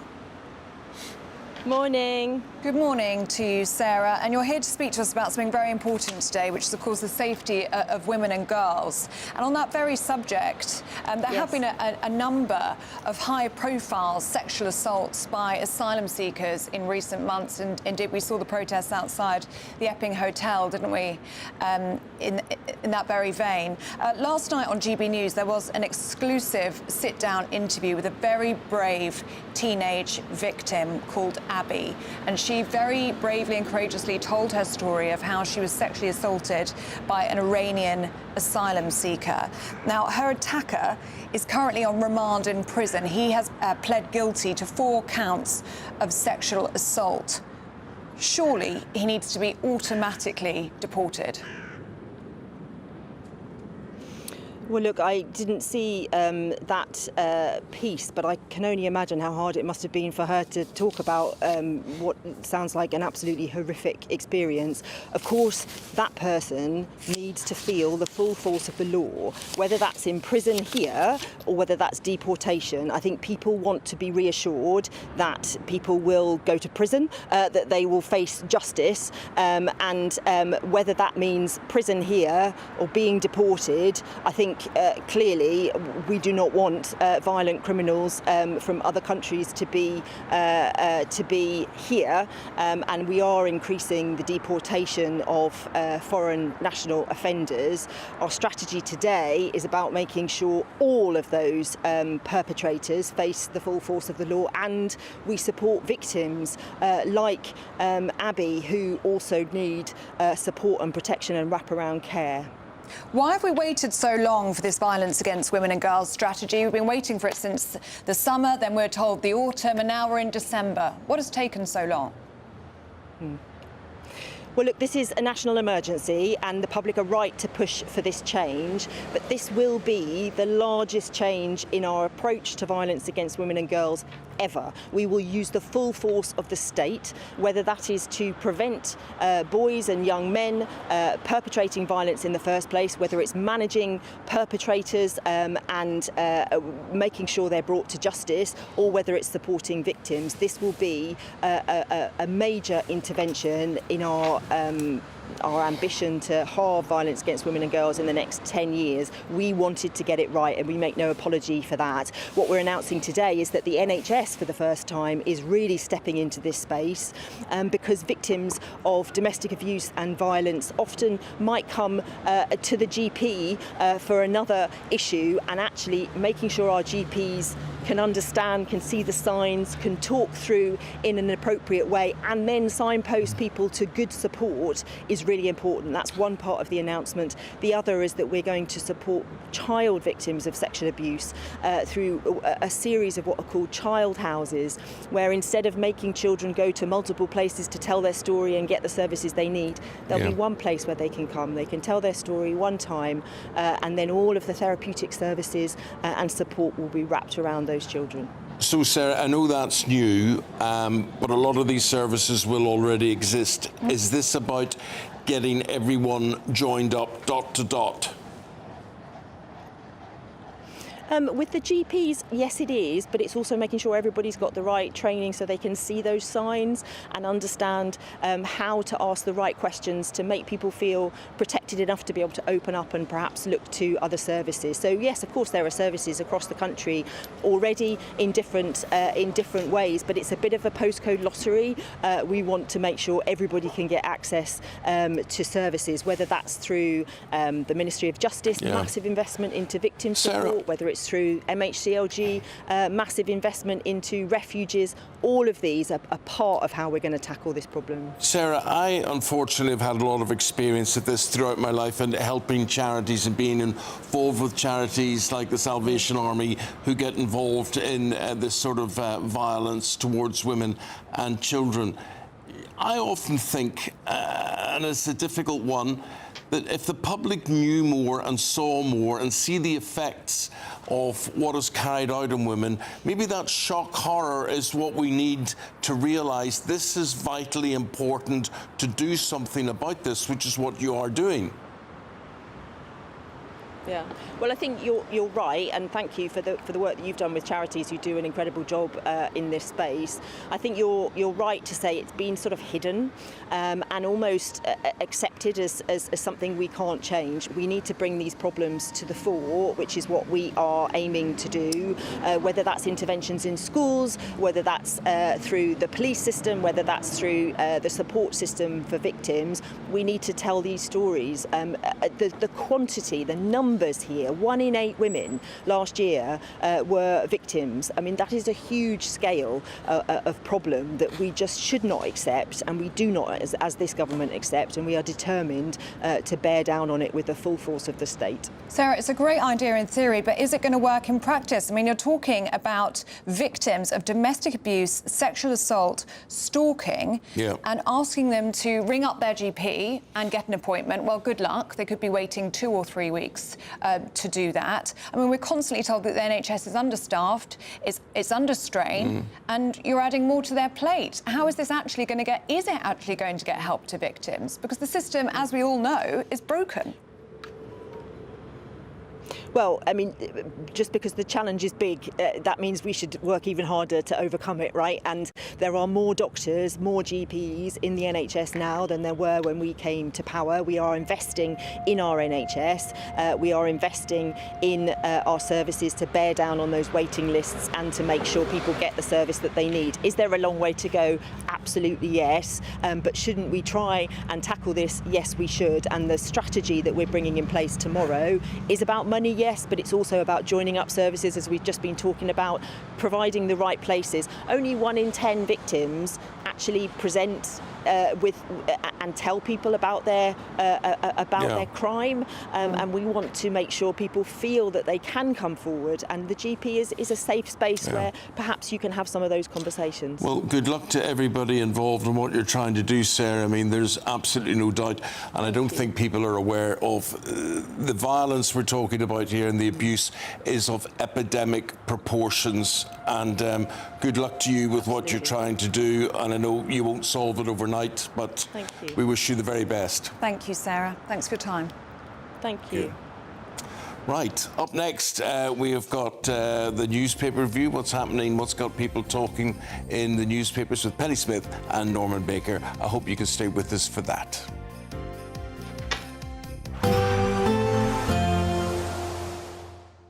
Can't wait to get in that sea. Lovely and warm. Just like the feeling of having great travel insurance. All Clear Travel Insurance sponsors GB News Travel Destinations Forecast. Hello, are you heading away for some sunshine? Well, it's quite wet actually across parts of Spain, Italy and France, as well as the Canary Islands. We've got some very unsettled weather, a risk of showers for Tenerife through Thursday, and a risk of outbreaks of heavy rain and thunderstorms spread across Spain, Italy and France through Thursday. It does look a little bit drier to end the week, and across eastern areas of the Mediterranean, there's plenty of dry weather to come through Friday and into the weekend. Bye-bye. All Clear Travel Insurance sponsors GB News Travel Destinations Forecast. Britain was once the envy of the world. But look around. A nation that no longer knows what it is or where it's going. A country that's broken. How do we fix Britain? How do we bring it back? Friday night with Matt Goodwin at 8 p.m. only on GB News. Sir Jacob Rees-Mogg's State of the Nation, Monday to Thursday from 8 p.m. The National Trust has come under fire after declining a Catholic filmmaker's request to shoot a documentary at St Cuthbert's Cave in Northumberland. St Cuthbert's Cave was a crucial location for the film, as it's traditionally believed to be where the saint's body rested in 875 before he was moved to Durham, where it remains today. The Trust justified its decision by citing the project's religious affiliation, sparking accusations that the heritage charity has breached equality laws and is engaging in illegal religious discrimination. Well, I'm joined now by the filmmaker at the centre of the story, Christian Holden. Christian, thank you for coming in. So, first of all, tell me about St Cuthbert. Why do we mind about St Cuthbert? Well, St Cuthbert, this historical figure, this great figure of the northeast of England and the Scottish borders area, was renowned for his physical prowess, for his great night vigils. I approached the National Trust to ask permission to film there, and the initial response I had from them by email was that they didn't host any filming of a religious or political nature. I made a phone call to that particular person and explained more about what we hope to do, and that aside from its religious storyline, there's also historical value to it, cultural. And so you were making the case that St Cuthbert was a cultural icon as well as a religious icon in the northeast of England, a very important political as well as religious figure in the consolidation of Christianity in the northeast. It's such a critical part of our culture and our heritage, particularly in that area as well. So I was bewildered to be refused to visit and film this site of such importance on the basis of essentially being a Christian filmmaker. GB News, the People's Channel. No matter the state it's in, this is our nation. Join me, Jacob Rees-Mogg, for a genuine, honest discussion on where we have been, where we are going, and where we are with the people who set the direction. Tune in to State of the Nation every Monday to Thursday, 8 to 9 o'clock. Only on GB News. Britain deserves a newsroom that puts the facts and your voice first. Well, and that's what you get on GB News. Lively debates, lively conversations. And we're not afraid to hold power to account. And each other. So join me, Andrew Pearce. And me, Miriam Gates, for Britain's Newsroom, weekdays from 9:30 on GB News.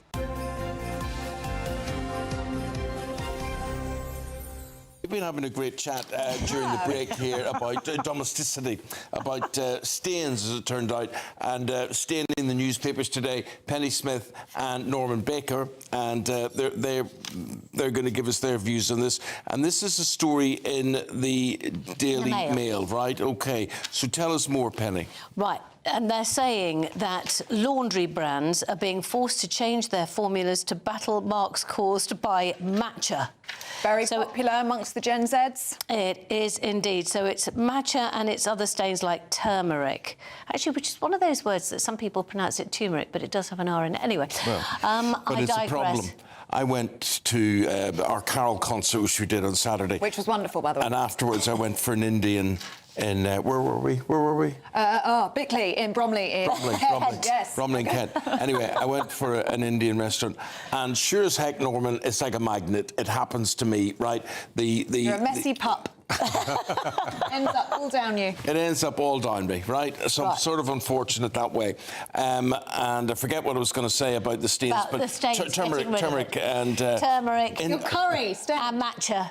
And getting them out. What do they put in these Indian foods? It's turmeric and cumin and things like that. You practically glow after it when the stain hits you. But you know what? The weird thing is that both matcha and turmeric, which are both highly coloured and also very stainy, if that's even a word, are incredibly good for you. They're incredibly good for your immune system. They have all sorts of antioxidants. But bad for your shirts and blouses. Bad for your shirts and blouses, but all you have to do is know how to deal with these things. How do we deal with it, Penny? How do we deal with it? Well, you and I, Ellie, we've decided that I think we need a show. Oh, I think we do.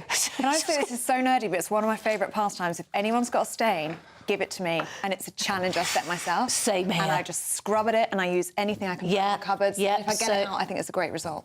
So then you and Eamonn are a perfect pair, aren't you? Yeah, we should be together. Yeah. But virtually everything, white vinegar and bicarb of soda, you mix it together, and it's rather exciting anyway because it bubbles. That's very Penny, good. you're a fan of the traditional ways. Then are you not like a squirty aerosol stain remover thing?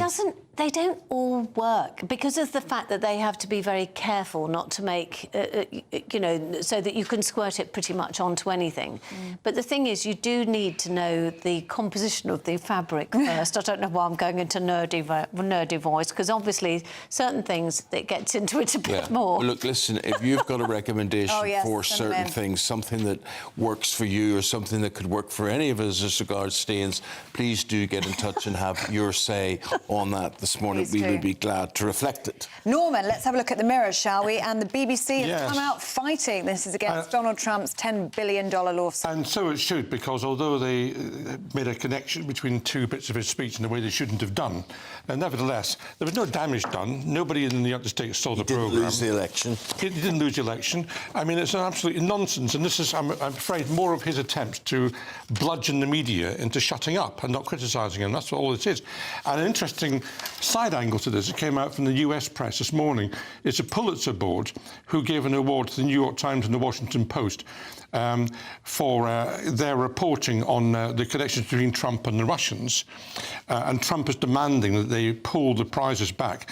Well, the Pulitzer Board's got on the attack and demanding instead that as part of the court case, the courts get access to details of Trump's financial arrangements, his psychological reports and his medication arrangements as part of the disclosure process. So they got on attack. And in my view, that's what the BBC should do. They should demand all these bits and pieces from Trump. It's time to stop this bullying of the media. So you think it's bullying? I do. I mean, do you think that President Trump should have taken it then lying down? Because this hasn't happened just once, but it also happened twice. It's happened on Panorama and Newsnight. There was no damage done to him. Spicing up of speeches. There was no damage done to him, and they shouldn't have cut this. They shouldn't have cut his speech in the way they did. So they were wrong on that, and they're right to apologise. But there was no damage done, and actually he's lost nothing as a consequence of that. But look at what he's suing for: 10 billion, not It's million absurd. or thousand or whatever, hundreds. It's billion. I mean, half of that alone would bankrupt the BBC. Well, that's a purpose. He is trying to shut down media that opposes him. That's what he tries to do. He's done it with CBS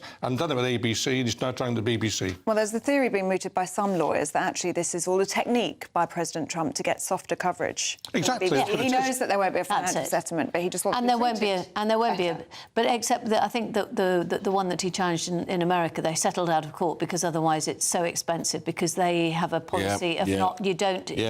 You don't get your cases back, your costs back if you So he gets a few million by not even going to court, sort of thing. Exactly that. And I think that the BBC would have a problem anyway, because of course the money that they would have to either defend. But you know, still, Norman, a lie is a lie. They did it wrong. Well, it wasn't a lie. I don't think it was a lie. What they did was they took two bits of his speech. Yeah, but it was a lie. When you put it together, it's a lie. Well, I mean, you know, essentially what the message was, and it shouldn't be done in the way it was done. I'm not defending that, but you know, the essential query was that the message they put out was that he was trying to undermine the election result, and he was. He tried to get. But the splicing together of those two different parts was wrong. Shouldn't have done that. It looked like a call to violence. Yeah, he shouldn't have done it the way he did it. But I mean, ultimately, the truth behind it was he did try and undermine the election results. He did try and get Pence to stop, endorsing it. Yeah, the BBC was essentially right on that. Quick word, just to finish, Penny, on the Trump administration. There's a lot of photographs being published in Vanity Fair magazine, which are creating a bit of a storm. We've got a minute to talk about that. OK, so this is, it's very interesting. This is a guy who is famous. He's a photographer called Christopher Anderson, and he's taken what I would call extreme close-ups of the... They're a bit scary. You should jump scare. They are saying about a jump scare. That J.D. Vance. J.D. Vance, yeah, exactly. And they're Caroline Levitt. And they're saying that there are sort of, you know, I don't like the style. No, but it is his style, and therefore, he says that sometimes you can get close in and you see things that you wouldn't normally see. I would say, I agree with him. You see things that you don't want to, you don't necessarily see, but maybe you don't want to see either. Vance looks like Wayne Rooney, doesn't he? Oh, no. Yeah. But Caroline Levitt looks lovely. Yeah. That zoomed up. I don't think anybody would look good that zoomed up, but she does. Yeah. Right, guys. Thank you very much indeed. Sorry that was so short. Guys are going to be back in 40 minutes' time. Appreciate it. Thank you. For a longer one, yes. Let us know what you think on any of those stories. gbnews.com/your say. Should we get a check on the weather? I think we should do that. I'm concerned about the fog. Is Annie Shuttleworth. Here we go.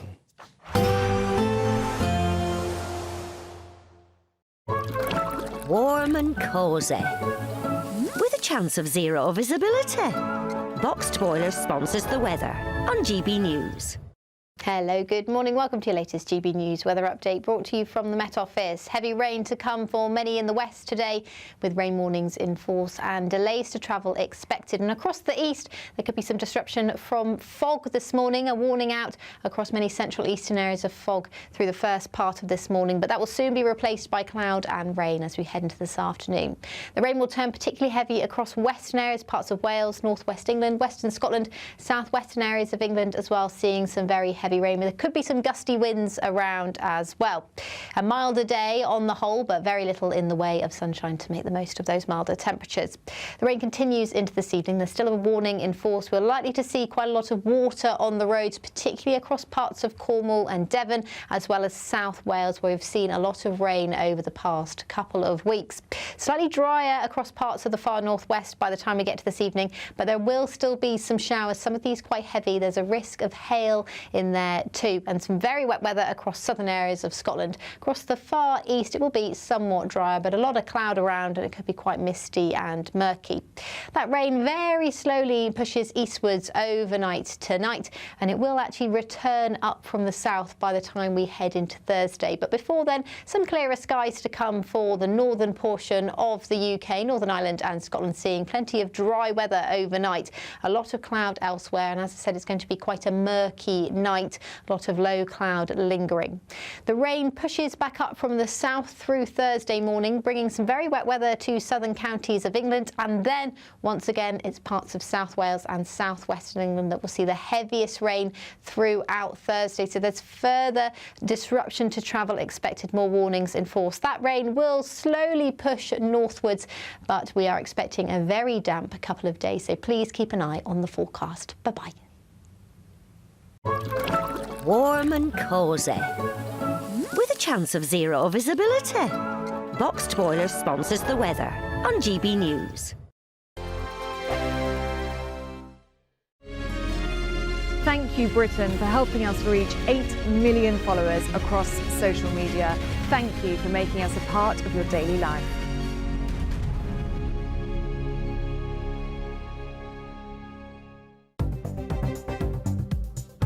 Good morning, this is the latest AI travel news from gbnews.com. The M74 is experiencing restrictions northbound between Junction 2 and Junction 1A due to a road incident. In Milton Keynes, the A5 northbound between junctions with the A422 and the A508 is congested, causing a 20-minute delay. Meanwhile, on the M4 westbound, expect congestion near Junction 33 at Capel Lanilturn. And on the trains, Avanti West Coast services are disrupted between Crewe, Runcorn and Warrington Bank Quay. East Midlands Railway reports delays between Luton and London St Pancras International. For more travel news, go to gbnews.com.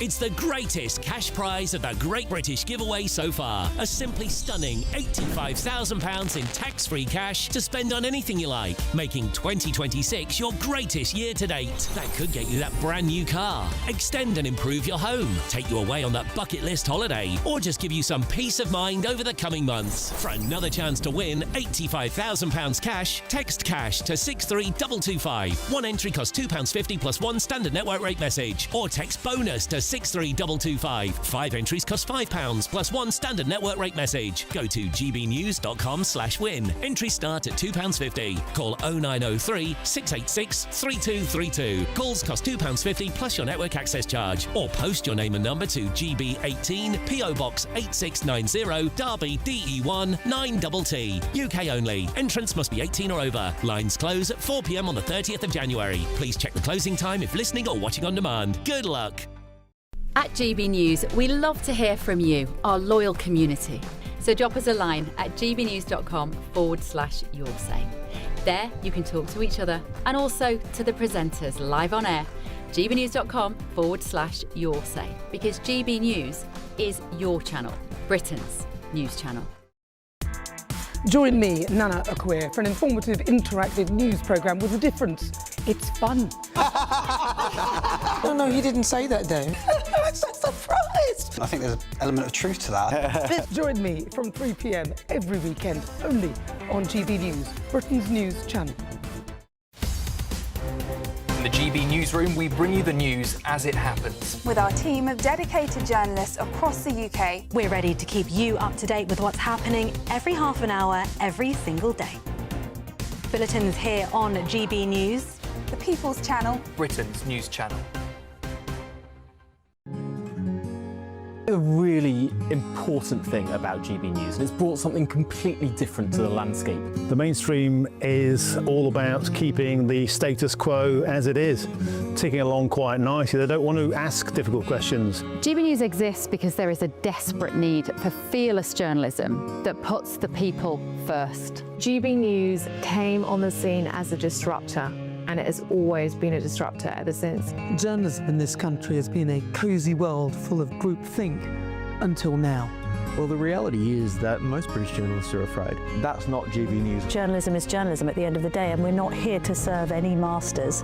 Our masters are our audience. We're here to talk about things in a way that have never been broadcast on British airways before. Do not miss a moment on GB News. The #1 news channel in the country.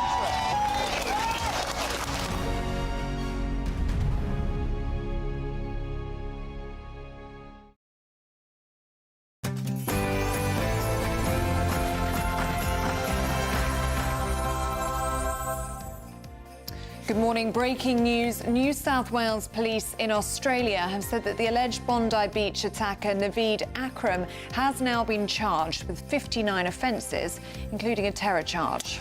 This includes 15 counts of murder, 40 counts of causing grievous bodily harm to a person with intent to murder. Well, the Australian Prime Minister Anthony Albanese has said he expected the 24-year-old to be charged today. It's after he woke up from a coma. Meanwhile, the first funeral has been held for Bondi Beach terror attack victims. The New South Wales Parliament, it will return next week, and top of the agenda, urgent legislation on gun control. Here in the UK, warning of disruption and delays as the resident doctors' strike begins this morning. That started at 7 o'clock. The 5-day walkout will be the 14th in just 2 years. It's been branded as highly irresponsible by the Prime Minister. Inflation figures an hour ago, we're told, has fallen to 3.2%. That's still high, but it's the lowest in 8 months, increasing expectations of a cut to interest rates, and we'll know about that tomorrow. The police are stepping up armed patrols on the transport network and in other crowded places. It's as they warn of an increased terror risk over the festive period. Hello. Yeah, there's one in there. Yeah. Will Godley, our reporter, has joined an immigration raid. Those are the pictures there. This was in Swindon. It's found 29 people working illegally from India and Albania. The full report coming shortly. The UK is set to rejoin the European Union's Erasmus student exchange scheme. And in sport, third Ashes test, happening as we speak in Adelaide. They've just closed. Australia won the toss and chose to bat. Chelsea beat Cardiff to reach the Carabao Cup semi-finals. And FIFA read the room and offer cheaper World Cup tickets, but not that many. Hello, well that dry weather didn't last too long. There's further heavy rain on the way today and into tomorrow with warnings in force. You can find out all the details with me a little later on. Here we are, halfway through the week. Glad we have your company. Please do stay with us until 9:30. I'm Eamonn Holmes. I'm Ellie Costello, and this is GB News Breakfast.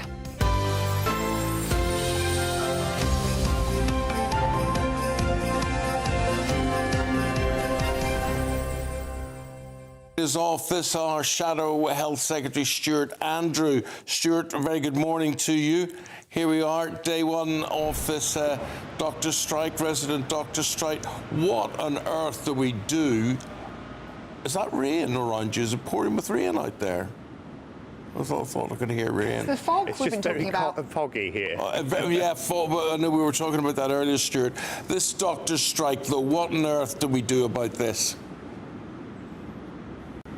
Well, look, it is totally unacceptable that the BMA yet again are going to take resident doctors out on strike, and it's particularly awful right now because we have so many new cases of flu patients in hospital. This is a moment at which the doctors should be in the hospitals caring for those patients.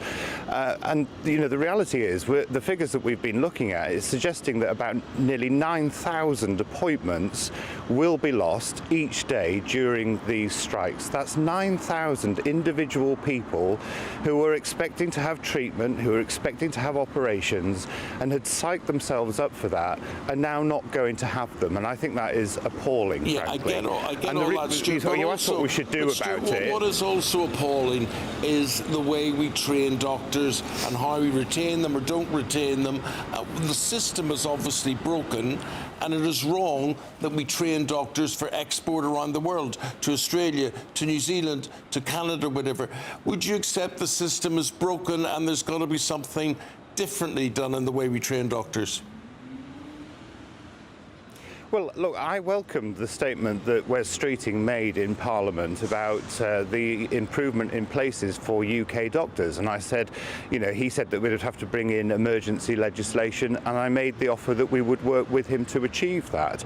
But the reality is that, you know, an inflation-busting pay rise was given by the government last year, but without any conditions or any reforms whatsoever. So it was inevitable they were going to come back for more. The BMA statement itself said that the strikes are working. Stuart, you're paying these qualified people less than 20 quid an hour. Like, come on. You can talk about a 26% No, pay hang on a rise. minute. You're talking about... Yeah. You're talking, well, hang on a minute. Let's just remember that you're talking, the way that these payments are made are done in different ways. So there is a basic amount, but then there are obviously add-ons as people get more and more qualified. But they got 29% and without any conditions. They now want 26%. What about all the other staff within the NHS? The country simply couldn't afford to give those sorts of figures to all of the staff. And it is a bit hypocritical because the BMA themselves are in dispute with the own people they employ. They offered them a 2% pay rise. So, you know, this is not acceptable. There are patients suffering. That's my priority. And I believe that they should get back to work because there are patients in our hospitals who need treatment, and there are people now who are at home who are expecting to be treated today and over the course of the next few days who are not going to get those treatments. And we've been getting comments and emails from people from all over the country who are telling us about their own personal experiences. A woman whose cancer treatment she was expecting is not going to happen today, and she's deeply worried. In her own words, she's fearful for her life. And another woman who was going to have a double mastectomy as a prevention measure got herself all geared up. That's been cancelled. That's the reality of what is happening with these strikes, and that's why it's appalling that this is happening, especially as we're in the middle of this flu issue. I think we can all agree that this dispute needs to come to an end. It's plagued your party, it's plaguing this government now, 14 strikes since 2023. But what's the answer, Mr. Andrew? Because the Tories held firm, didn't pay out anymore, strikes continued.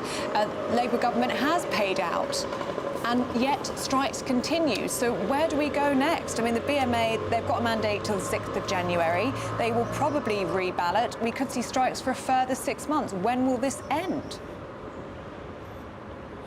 Well, exactly, and that is why as a party we have made it clear that if we get into government we will ban doctors from striking, just as we do with the police, with the army, with our prison service, because they're critical services, and that's why we would introduce that ban. But I'm afraid that things probably are going to get worse. You're right, they will ask for a mandate because things will get worse because the government are bringing in the Employment Rights Bill, which actually reduces the thresholds that unions need to ballot their members for strikes, and they get rid of the minimum service levels that mean that, you know, you don't get the proper service levels within our hospitals. So I'm fearful that things will get worse, but that's why we say very clearly, very strongly, we've got to have a backbone, we've got to show leadership, and we should ban doctors from striking.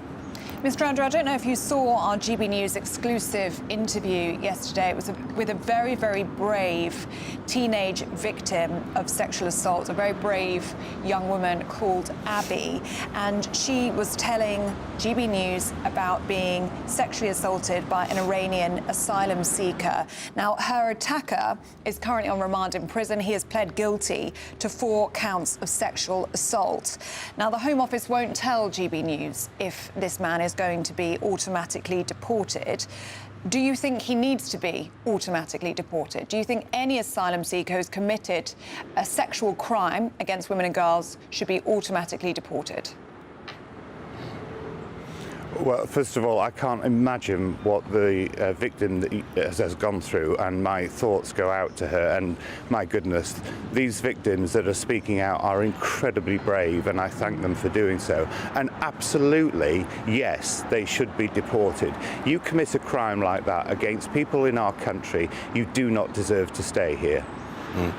Sarah Jones, I mean, what Ellie was referring to there, the Crime Minister, we had her on the show about an hour ago, and she's trying to join up the health systems and various branches of the health system to protect women who have been subjected to violence and children who've been subjected to this sort of violence. I often look at the NHS and I think, I mean, it's all a good idea, but it is not, Stuart, joined up. It's not joined up. And can we ever achieve anything? Can we ever save money? Can we ever be effective? Can we ever treat the people we should be treating unless it is more joined up? Well, I think you make a very good point. When I took on this role at the end of July, I've taken it upon myself to make sure that I've engaged with all parts of the NHS and social care to try and fully understand, you know, the whole mechanisms. And actually people within it themselves say there needs to be more joined up thinking. There needs to be a much better approach. The fact that sort of IT systems don't talk to each other, the fact that groups are doing things individually and not in a united way needs to be looked at. And that's exactly what we as a shadow team are looking at now as we consider our policies for the future. We want to make sure that it is more efficient, that it is more focused, and that actually it's joined up thinking, because at the end of the day we want patient experiences to be smooth and effective. OK, Shadow Health Secretary Stuart Andrew, thank you so much for your time this morning on GB News Breakfast. Thanks, Stuart. Thanks very much indeed. Let's go to Catherine Forster now. And where are you, Catherine? Are you home or away? You're in She's with us. She's back in Westminster. So yesterday you were in Berlin and now you're back in Westminster. Incredible. She works very hard. Yeah. So what's tickling you political-wise today? Well, I think that lack of joined-up thinking that you were just talking about, I think most people will agree with that. It feels like Groundhog Day, doesn't it, with these strikes? I think this is the 14th. And nearly half of all doctors in the NHS are resident doctors, or junior doctors, as we used to call them. These strikes are going to have a massive impact, coming, of course, at the worst possible time when we've got this flu cases surging. Wes Treating, the health secretary, obviously very cross indeed. But look, joined up thinking, this I think many people will think that the government were a bit naive in giving that 29% pay rise to doctors just over a year ago without attaching conditions to it, and that they seem to think that that would solve the problem. And of course, it hasn't done that at all. But look, this is not just about money. It's about placements, for example. There's 30,000 med students applied for speciality placements and only 10,000 placements. It's about the pipeline of British students coming through a lack of places in medical school. And then even if you get into medical school, which even with straight A's, there's no guarantee that you will do, not being able to get a placement. I was talking to somebody anecdotally just yesterday whose daughter cannot get a placement, and she was at a talk recently where they said who's going to work in the NHS to medical students.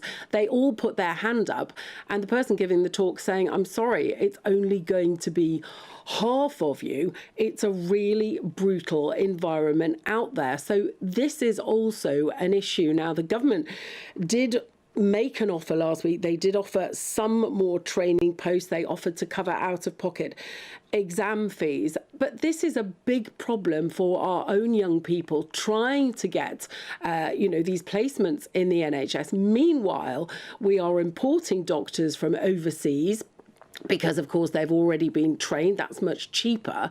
And our own doctors that do come through the system, because they feel they're not paid enough, are then going to places like America and Australia that pay more. So I think many people will think the whole system really needs an overhaul. But unfortunately, it's going to be patients paying the price in the next few days. What a mess, Catherine. And I'm thinking of, two young lads like the lads you have there. And if they were to say, Mum, we're going to train to be doctors and whatever, it's just a waste of their time, everybody's time. It's despairing.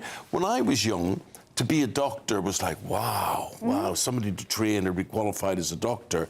And why have we taken the value away from that? And governments, nobody understands why they just don't train our own people. But, Catherine, thank you very much indeed for that. We'll repeat that. Thanks. Anna Riley is live at a picket line for us today. And that's in Hull, Anna, where you are. Tell us more. What's going on? Good morning. Yes, we're here at Hull Royal Infirmary. You can see just behind us now the resident doctors that are setting up the official picket line here. Of course, this is the start of 5 days of action by resident doctors, walking out in both non-urgent and emergency care, with senior doctors filling their roles. I'm joined by Becky Lavelle this morning. Becky, you're a resident doctor, member of the BMA. Why have you turned out today?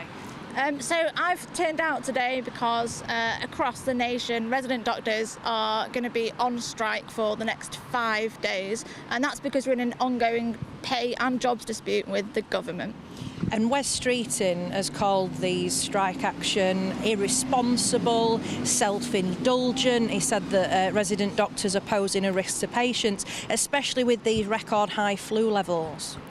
Yeah, I think to say that it's irresponsible when your health secretary, who has helped preside over the systematic dismantling of the NHS over several years, is probably a bit rich. In his defence, the previous government did exactly the same. Actually, if you think about it, resident doctors have dedicated their lives to this system. Part of our dispute is so that we can actually ensure that we have good career progression and job retention in this country. Without that, we are losing doctors. So today really is about supporting the health service rather than dismantling it in any way. Thank you so much, Becky. Thank you for joining us this morning, and we'll be here at the picket line throughout the morning speaking to resident doctors about this ongoing strike action. Okay. Right, in the middle of all this. Thanks, Anna. Really appreciate that. Let's all think about what this is. This is Christmas. And we're going to show you some pictures now, because we had our carols by candlelight at the weekend. Which was wonderful. It was wonderful. Oh, look at this lovely photo. And these are just some of the people who, who took part from there's Will Godley there, and there's Emily, and Chris and Charlie Peters, and there's you. There's me, yes, yep. And Miriam Cates beside you, and who else can you see? Camilla Tominey and Andrew Pearce and Michelle Dewberry. The whole GB News family were there. Yeah. There were readings, there were beautiful carols by the choir. There were and there were two beautiful singers. Sorry, that's us. We wish we were singing. Right. So that was us there. But it was a beautiful church, wasn't it? We were in. Stunning. Whatever it is, yeah. Candles all the way up the aisle went there. And But I've been trying hard. Have you got the picture of me out shopping? Yeah, let's see that now as well. And I just wanted to point this out. This is a shopping mall, right? Oh, yeah. It's not nice what they've done. Why in a tunnel?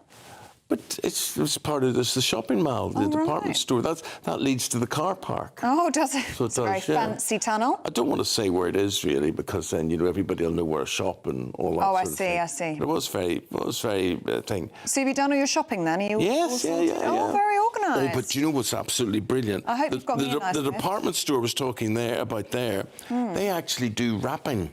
Oh, well, you'll be delighted about that, because you don't like absolutely. wrapping. And you don't have to have bought your presents in that store to have them wrapped. Well, that's very handy. Just absolutely brilliant. Oh, well, I bet you're very pleased about that. People are going to say, Eamonn, that's so beautiful, that present, what you've done, the time you've taken to wrap that.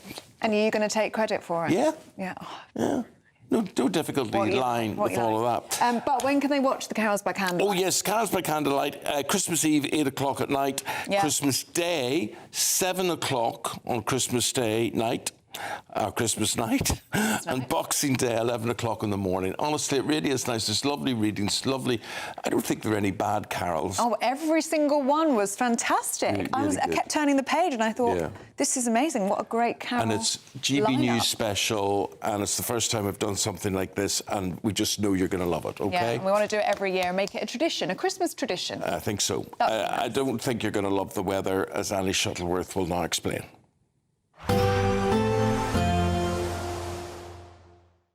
Expect warm spells with the odd rude interruption.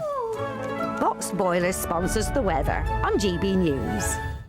Hello, good morning. Welcome to your latest GB News weather update brought to you from the Met Office. Heavy rain to come for many in the west today, with rain warnings in force and delays to travel expected. And across the east, there could be some disruption from fog this morning. A warning out across many central eastern areas of fog through the first part of this morning, but that will soon be replaced by cloud and rain as we head into this afternoon. The rain will turn particularly heavy across western areas, parts of Wales, northwest England, western Scotland, southwestern areas of England as well, seeing some very heavy rain. There could be some gusty winds around as well. A milder day on the whole, but very little in the way of sunshine to make the most of those milder temperatures. The rain continues into this evening. There's still a warning in force. We're likely to see quite a lot of water on the roads, particularly across parts of Cornwall and Devon, as well as South Wales, where we've seen a lot of rain over the past couple of weeks.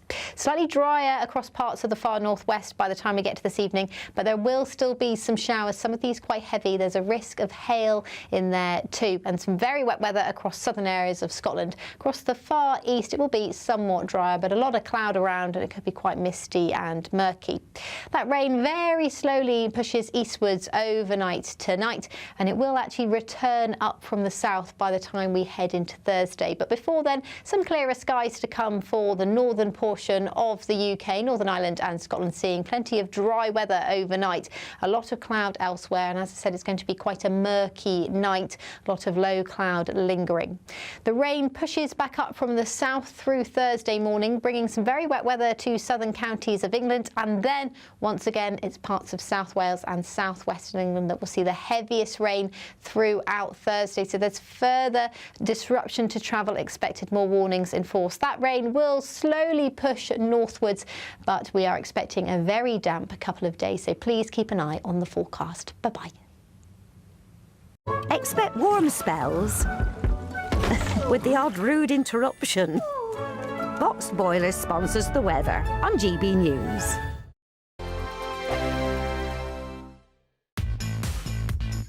Five hosts, 5 opinions, 5 fearless debates, 5 unfiltered takes on the day's news. 5 reasons not to be anywhere else on Saturday night.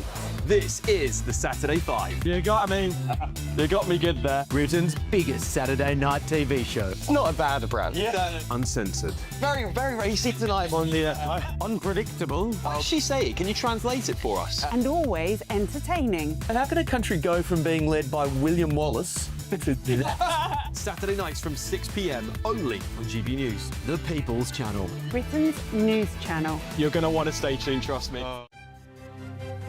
GB News Breakfast. Every day from 6 a.m.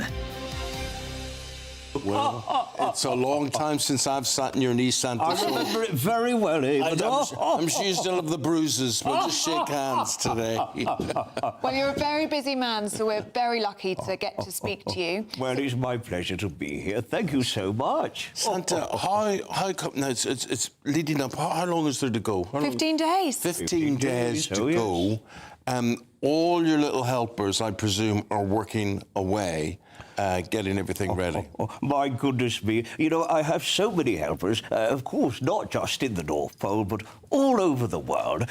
People in this country. As a matter of fact, even my friends at British Gas, they have Santa helpers that look just like me. They've been going to people's homes to make sure that the children are happy, as well as fixing their problems with boilers and things. Well, because things can go wrong, even though it's Christmas Day. Yes, indeed. That's absolutely true, you know. But listen, I'm here to tell you there's nothing to worry about. The elf helpers, my friends, everybody all over the world that helps Santa, we've got the matter in hand. And this is going to be the most wonderful, magicalest Christmas ever. Oh, it is.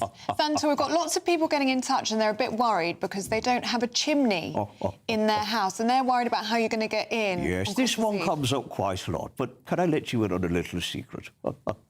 The truth is that many centuries ago, the elves crafted a strange, magical key just for me. Now, this key can fit any lock in the entire world. Chimney or no chimney, I can get into every home that is full of Christmas spirit and the love and giving of Christmas. GB News, the People's Channel. Britain deserves a newsroom that puts the facts and your voice first. Well, and that's what you get on GB News. Lively debates, lively conversation. And we're not afraid to hold power to account. And each other. So join me, Andrew Pearce. And me, Miriam Gates, for Britain's Newsroom, weekdays from 9:30 on GB News.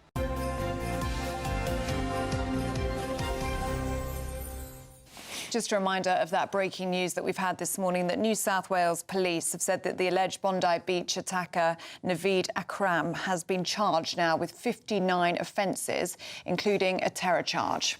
Well, let's speak now to online editor at The Spectator Australia, Alexandra Marshall, who joins us live from Sydney. Very good morning to you, Alexandra. Very quick work here from the Australian authorities. Yes, well, it's expected and welcome news to hear that he has been charged already. All of Australia has been waiting for this news since the terror attack happened. And of course, his father, the other alleged perpetrator, died at the scene. So he is really the only one left who can tell us what actually happened. And how is the community in Bondi Beach reacting to the horrific scenes that we saw just on Sunday? I mean, there's been a huge display of flowers, candles, and a constant flow of people. We can see live pictures on our screens now. People just coming to pay tribute to those that lost their lives that day. Well, this has been a real shock for Australia. We are quite a naive and innocent nation compared to what has been going on in Europe and America. Although we have had a few scattered terror attacks in the past, this event where it was a mass shooting on a Sydney beach has shaken the very foundation of what it means to be Australian and our culture. Of course, there's an outpouring of solidarity and compassion from everybody who's down there. I mean, passerbys were taking people's things from the beach and lining them up along so they could come and collect their possessions after the fact, and we've had so many people come down to pay their respects and the vigils, but it still hasn't changed the reality, and it feels different when we woke up this morning. This is not the Australia that I was born into. It is not what we grew up into, and the conversations that Australians are having to have today, and I imagine for the next several months, they're very difficult for us to have. We've got Parliament being recalled in New South Wales to pass or to discuss some new gun law restrictions, and we've also got a petition for the Prime Minister to step down from what is perceived as a series of very significant errors, not just in political judgment, but in security. And I imagine as well, Alexandra, a lot of anger, not only amongst Australian Jews, but amongst Australians as well, for not only what seemingly could be gaps in intelligence or things that were missed in terms of intelligence, and the general coverage of what we saw on Sunday. And we've been speaking to Australian Jews who are saying, well, unchecked anti-Semitism has led to what we saw at the weekend. Well, the anger is palpable because Australians have been warning about this exact scenario for a very long time. And it's only a few weeks ago, let's not forget, that the leader of One Nation, Pauline Hanson, who wore a burqa into the Senate to highlight the radicalisation and Islamic terrorism that's going on, she was censured by her peers, by some of the individuals of parties who have come down and are pretending to be shocked about what's happened. Nobody is shocked, and Australians online are furious that their concerns have not only been ignored, but they have been censored. We are largely not allowed to talk about what has gone on here, and there has been a push to crack down on speech, and Australians are very concerned that instead of this scenario changing the government's approach to radicalisation and terror and criminality, that is Australians who will be punished for the actions of these criminals. OK, Alexandra Marshall, thank you very much for joining us this morning on GB News Breakfast. OK, let's find out how the roads are shaping up here. A bit of fog around. That may delay you today. Let's find out. Good morning. This is the latest AI travel news from gbnews.com. Currently, the M74 is restricted southbound at junction 1A due to a road traffic collision. On the M4 westbound at Capel-Lanil turn, there is congestion affecting the off-slip. In Warwickshire, northbound on the A46 between the M40 and the junction with the A4 177, an accident involving an overturned vehicle has resulted in all lanes being closed. And on the trains, Avanti West Coast services are facing disruptions between Crewe and Runcorn, including Warrington Bank Quay. Additionally, East Midlands Railway is reporting delays between Luton and London St Pancras International. Stay up to date at gbnews.com.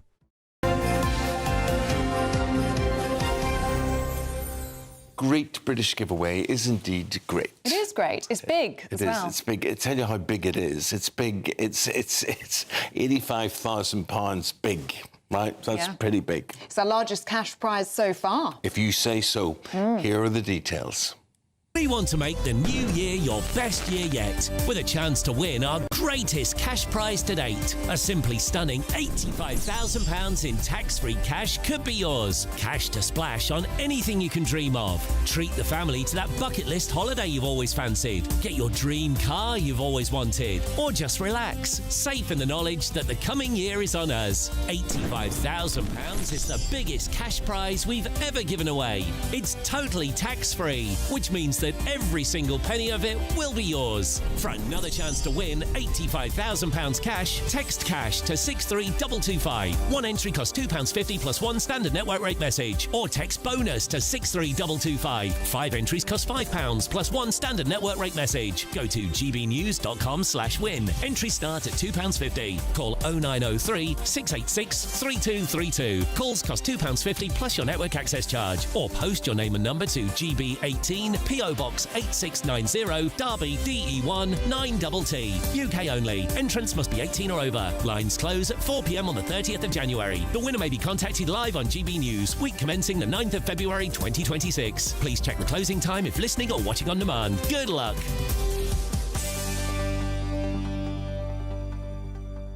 That's all good, happy news, but more sad news. And Paul's with me now. And Paul and I, we love TV. And in the 80s, there was a big show on ITV called Buck Rogers in the 25th century. Well, unfortunately, the man who played Buck Rogers, Gil Gerard, has died. Yeah, I heard that too. Yeah, Gil Gerard.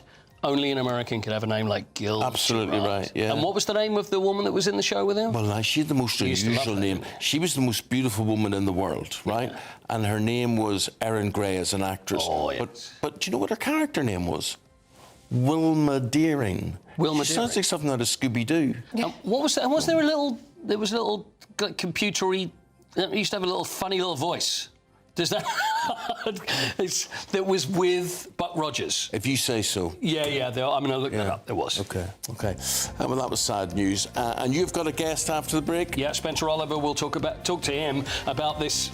It's this mismatch, this misfit mismatch where Anthony Joshua is going to be fighting Jake Paul in Miami Friday night. OK, talking about that right after this. Westminster's full of talk, but out here, it's the real world. Am I allowed to talk then? No, that's it. This is where it matters. Real people and real lives.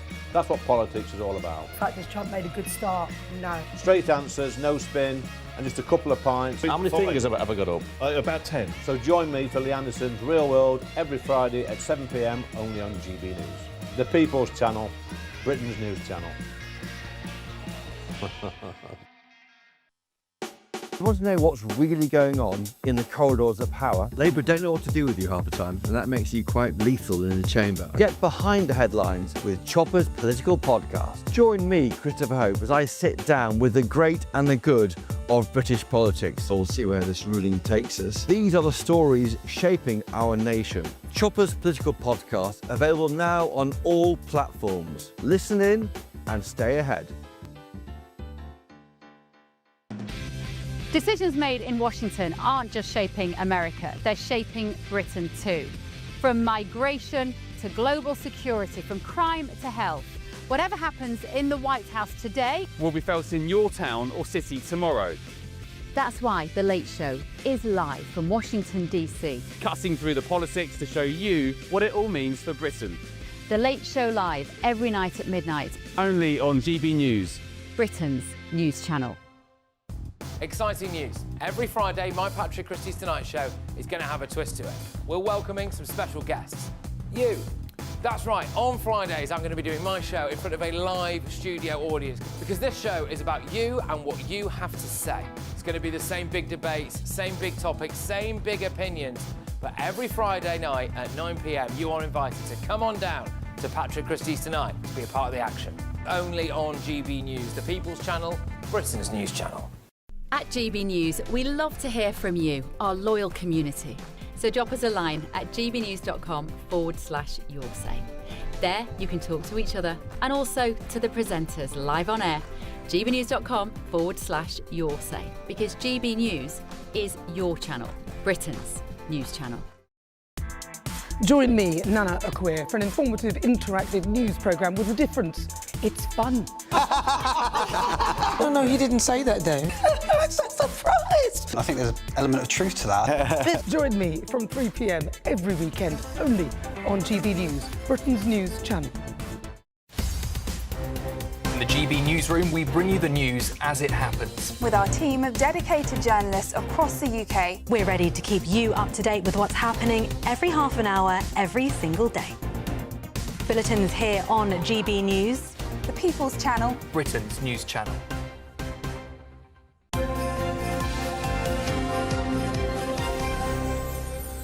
Paul, just bring us up to date. A third Ashes test has come to a close today. Day one is over. Australia 326 for 8. Very difficult to tell how things are going to go because after one day, just Australia are in bat. Exactly. They're probably going to bat on a little bit longer tomorrow or tonight as it's going to be. And then the test will be when England go into bat, which will happen tomorrow. Now, what do you think about this? I mean, they call them misfit boxing, but it's a mismatch.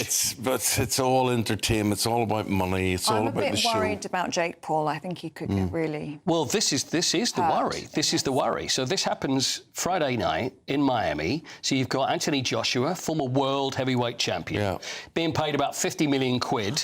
50 million. There's your answer. There's your answer. Jake Paul, same thing, and it's going to be streamed, and people around the world are going to pay money to watch it. But is it dangerous? Is it ridiculous? Is this boxing going too far? Spencer Oliver, our great friend, former boxer, and the finest boxing pundit there is in the business, is with us. Morning, Spencer.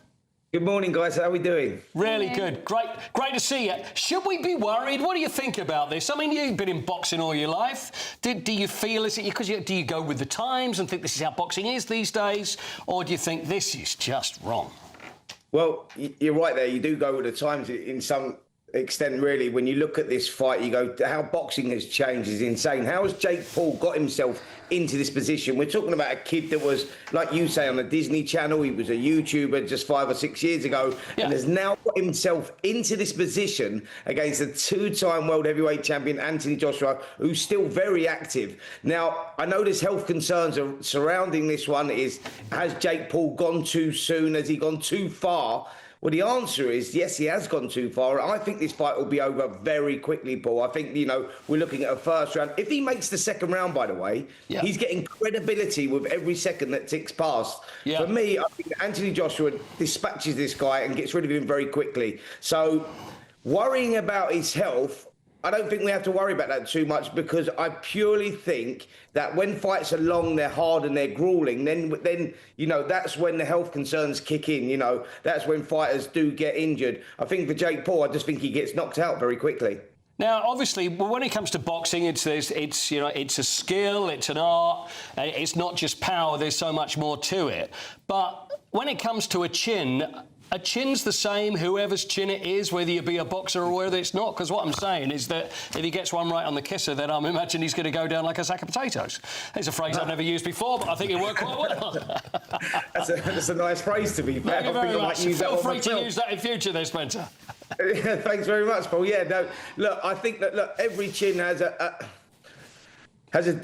different durability, that is for sure. But I think for Jake Paul, look, he's a guy that is a cruiserweight. He's not even a heavyweight. He's going in against a phenomenal puncher in Anthony Joshua. And if Anthony Joshua connects, or even half connects on Jake Paul's chin, as I say, it will be over, because we're talking, there's levels to this game. Anthony Joshua, look, it's a calculated gamble by Jake Paul. And you go, what is he actually thinking here? He's slightly delusional going into this one, because does he truly believe that he can beat Anthony Joshua? Or is this all about the amount of clicks that he's going to get, the amount of views that he's going to get, to monetize this off the back end? And, if you look at it for Jake Paul, it's a win-win situation, because if he loses, and he loses very quickly, he says, well, what do you expect? This guy is still very much at the top of his game. He's a phenomenal champion, a former Olympic gold medalist, and I took up the challenge. So he's going to gain a lot of respect from his viewers. One thing I can say is this will probably be the most viewed boxing match of all time, which is insane when we're talking about the changing of times.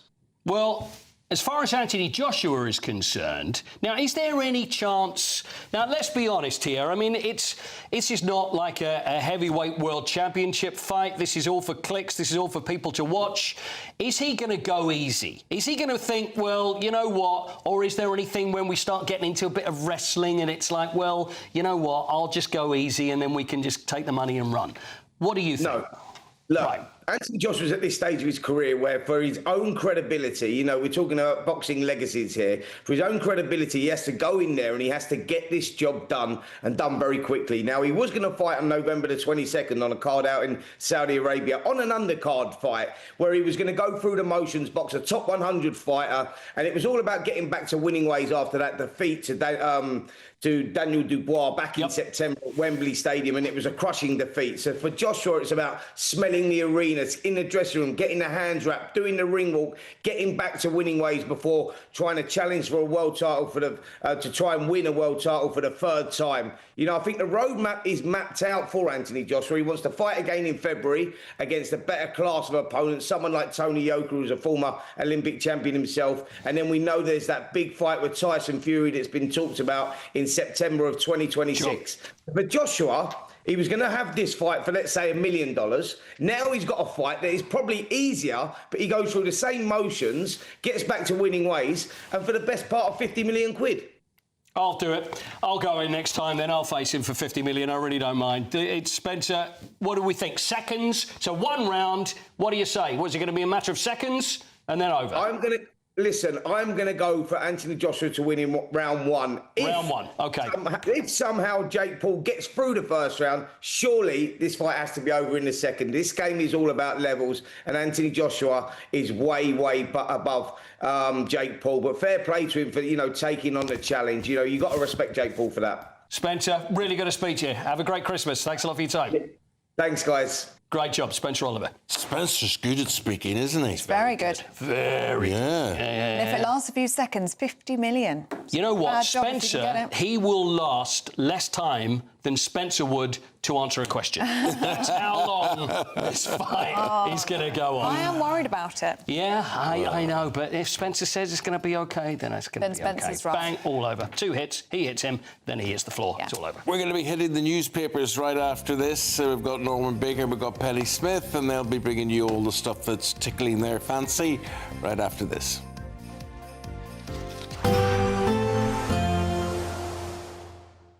Dinner under the stars tonight? That reminds me of our travel insurance. You mean All Clear Skies? All Clear Travel Insurance sponsors GB News Travel Destinations Forecast.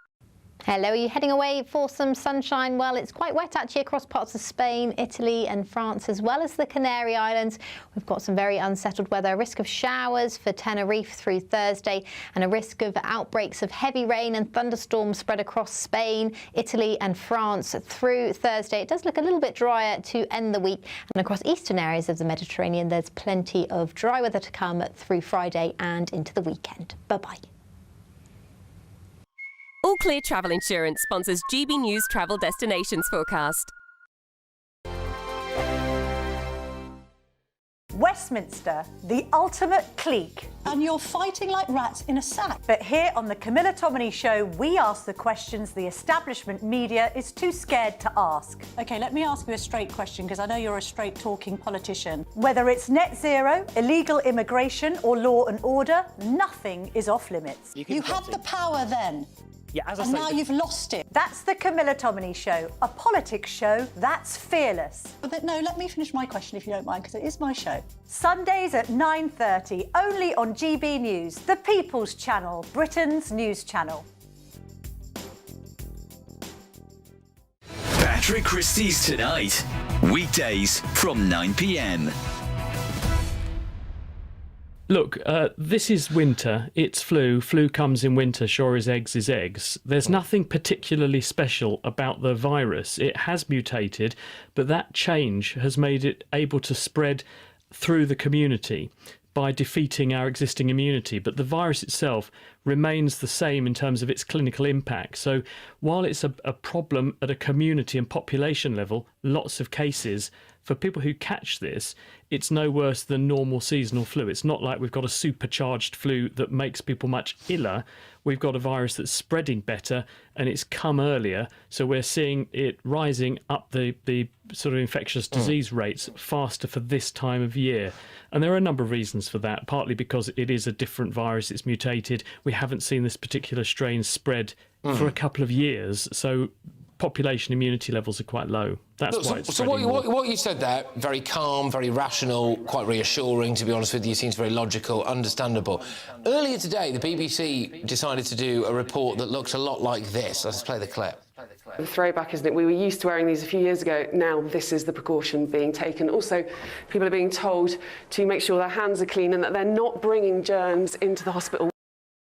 Yeah, I mean, obviously we haven't got time to play it all, but she goes on to, like, you know, use the hand sanitizer. Again, I'm just wondering if it's a little bit fear-mongery. Well, look, we must take flu seriously because it's a fact that if we tot up the excess mortality in the wintertime, just in the UK, and we attribute a lot of this excess mortality to flu, in an average year, maybe 5,000-6,000 people will lose their lives to flu.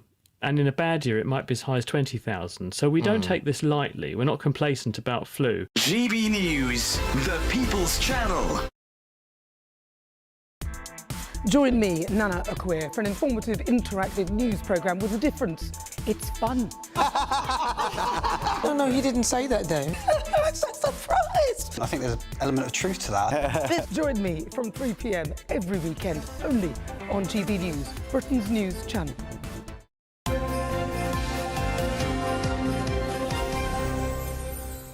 Welcome back. It's 8:45. We're going through the papers in the company of Penny Smith and Norman Baker this morning. And Penny, what is the official advice in the event of a UK-wide power cut? This is an extended power cut. So what you have to do is you use your pillowcase, your coffee filter paper or your bed sheets to make water safe for drinking. Right. This is what you do. You have to eat chilled... That's like a filter? As a filter to filter the water. This is when to make it safe. You'll be urged to eat chilled or defrosted food first before you're getting into your tins. Cook on your camping stove in the garden. Prioritise family members for nutrition. That is what you're going to be doing. It all sounds pretty common sense to me. It does, doesn't it? I know. But my friend, remember, we lived through a 3-day working week. We did. In the 70s. We had the Ulster Workers' Council strikes in Northern Ireland as well, when there was no power. We didn't do any of this. And we had a government minister telling us to brush our teeth in the dark. Yes, and in our household, Mum making an omelette on a stovetop set our kitchen on fire. So there are problems if you do these things. I can imagine. So, and I would say my mum has a lot of common sense, but I'm not quite sure that's... I mean, the thing is, I thought it was just interesting because they're talking about this UK-wide extended power cut, and I thought, this is what we've been talking about in terms of the lack of storage facilities. Well, it might be that, or it might be anticipating Russians being involved in sabotaging what we're doing. Yeah. Norman, let's have a look at the front page of the Telegraph today. Caesareans are now more popular than natural births for the first time. Yes, declared interest. I was a caesarean birth back in 1947 as I was a breech baby. But, I mean, they have been getting more popular, or more common anyway. They're not popular is the right word. In the States, of course, they're now de rigueur because people are worried about being sued for natural births. But over here, the reason given is that we've got people who are becoming more obese and giving birth later in life, and therefore potentially deemed to be more of a risk, and therefore caesareans have now overtaken natural births in the statistics. 43% have vaginal births, 45% caesareans, and the other 11 are ones where there's been assisted in vaginal births. In other words, babies been pulled out by biceps and things. Yeah. The popularity of this, I mean, you cannot underestimate what a major operation this is. It isn't just like, slice you open, pull the baby out and stitch you up, It's like 7 layers, I think, they have to go through to get to baby. I mean, it's a huge operation to undergo. The cut is less these days than it used to be. The cuts. As in quite a small incision. Yes, in terms into the woman, it's quite less than it used to be. Amazing. You'd still think it would be riskier than a natural birth, though. Well, judging by the States, they think it's less risky having a caesarean in terms of being sued. Well, I'm glad we'll have nothing to do with either of them, Norman. I wouldn't like to be a woman from that point of view. No. I think my mother often said if it was up to men to have babies, it wouldn't happen. And I think she's right. I think she is probably right on that. Yeah. Well, I'm due to become a granddad, I should say, in January for the first time. And my daughter's going to give birth. Caesarean? No, I hope not. She wants a natural birth. Oh, anyway. congratulations. That's wonderful news. Something I did find quite interesting in this story is the postcode lottery, it seems. So if you're in London, so Chelsea and Westminster Hospital here, 4 in 5 babies born by C-section, which I thought was remarkable, compared to if you're in Sunderland, it's 1 in 3. It just depends where you are in the country. I wonder, does it have more cost for the NHS? It definitely does. It's about they're saying it's £800 more than a natural birth. But the problem, of course, is, as Norman says, it's about if you're sued as a hospital, and, of course, it's a darn sight more expensive. Yeah, so... Yeah. OK, let's have a look, Penny, at cyclists being fined for breaking the park speed limit. I know that it's always the case, isn't it? If you're in a car, you get annoyed about cyclists. If you're a cyclist, you get annoyed about cars. If you're a pedestrian, you get annoyed about everybody, etc. But what is the speed limit for a bike? Well, this is in a park, don't forget. So essentially, the speed limit for a cyclist should be the same. If you're on the flipping road, it should be the same as any vehicle transport. It's the same speed limit. It's the same speed limit. But the problem is that nowadays we've got these electric bikes which people can override and go faster. We've got scooters. They're fast. They ride on the pavements. They don't care. And this is about a London council which has started giving speeding fines in a popular park. This is in Tootingbeck Common in South London. And one local was fined for travelling at 16 miles per hour. It's supposed to be 12 miles an hour there. He got annoyed, but then he accepted that there were complaints from dog walkers that people had been going too quickly. And he says maybe they should cycle around and show people what 12 miles an hour looks like. If you're going at 16, that's still quite a pelt, isn't it? Well, you can do 20 in so many 20 minutes these days. You can do 20 in a bike without too much difficulty, particularly going downhill. So you can exceed the speed limit quite using the bike. I had a friend once who was done for speeding in a steamroller. Doing 6 miles an hour on a steamroller. I didn't know there was a limit on that. Yes, so absolutely, yeah. Sorry, what was the limit? He was doing 6 miles an hour, and I think he was supposed to do 5 on a steamroller. Oh, right. Well, of course, it's the stopping distance with that. How do you even do it? I've got my foot down. It's still not stopping. We're on a hill. Norman, Daily Star, what's up, Croc? What's up, Croc? Yes, thank you very much for that. This is an interesting story about people going to A&E departments for bizarre reasons, including crocodile bites, injuries from volcanic eruptions, would you believe? This is in this country. Lightning strikes. The volcanic eruptions were over abroad, and they came back and got treatment in the NHS. There's also a list of all the people who've been injured by power tools, household machinery and lawnmowers, which apparently are quite a risk of A&E entries.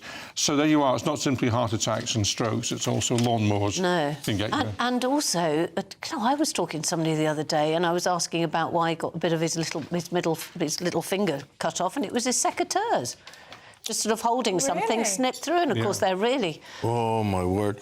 I have this thing about A&E, and I know it's being overused and it's abused and whatever it is, but we were talking to the Shadow Health Minister earlier on, and I was saying, I just think the whole format of the NHS has to be rethought, how we do things, who we protect, who we don't protect. Now, A&E, you go to A&E because you're in shock, you're in horror, it's something very serious. Therefore, you think they would have people there to deal with you. Whoever there is in the NHS, we're going to prioritise A&E. And yet you arrive with your arm hanging off or whatever it happens to be, and they're saying, well, could you just wait 3 hours there and we'll come and see you. Yeah, but the reason for that, Eamonn, is because there's not sufficient money at earlier stages in the NHS, so that you can't get a doctor's appointment very easily.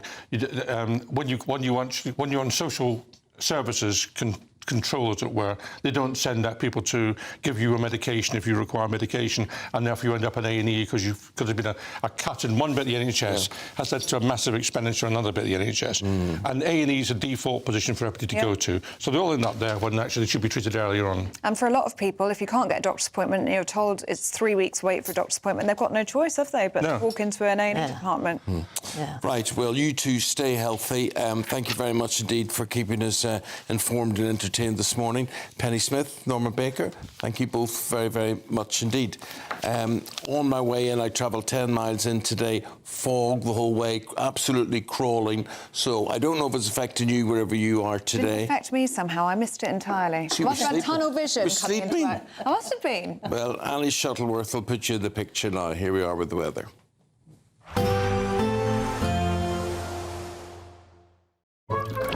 Warm and cosy, with a chance of zero visibility. Boxed Boilers sponsors the weather on GB News.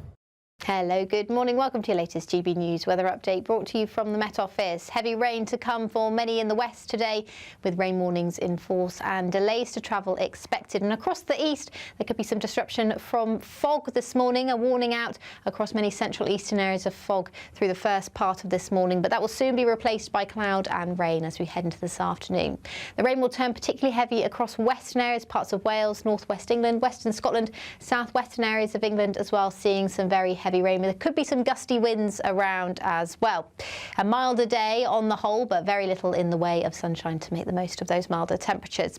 The rain continues into this evening. There's still a warning in force. We're likely to see quite a lot of water on the roads, particularly across parts of Cornwall and Devon, as well as South Wales, where we've seen a lot of rain over the past couple of weeks.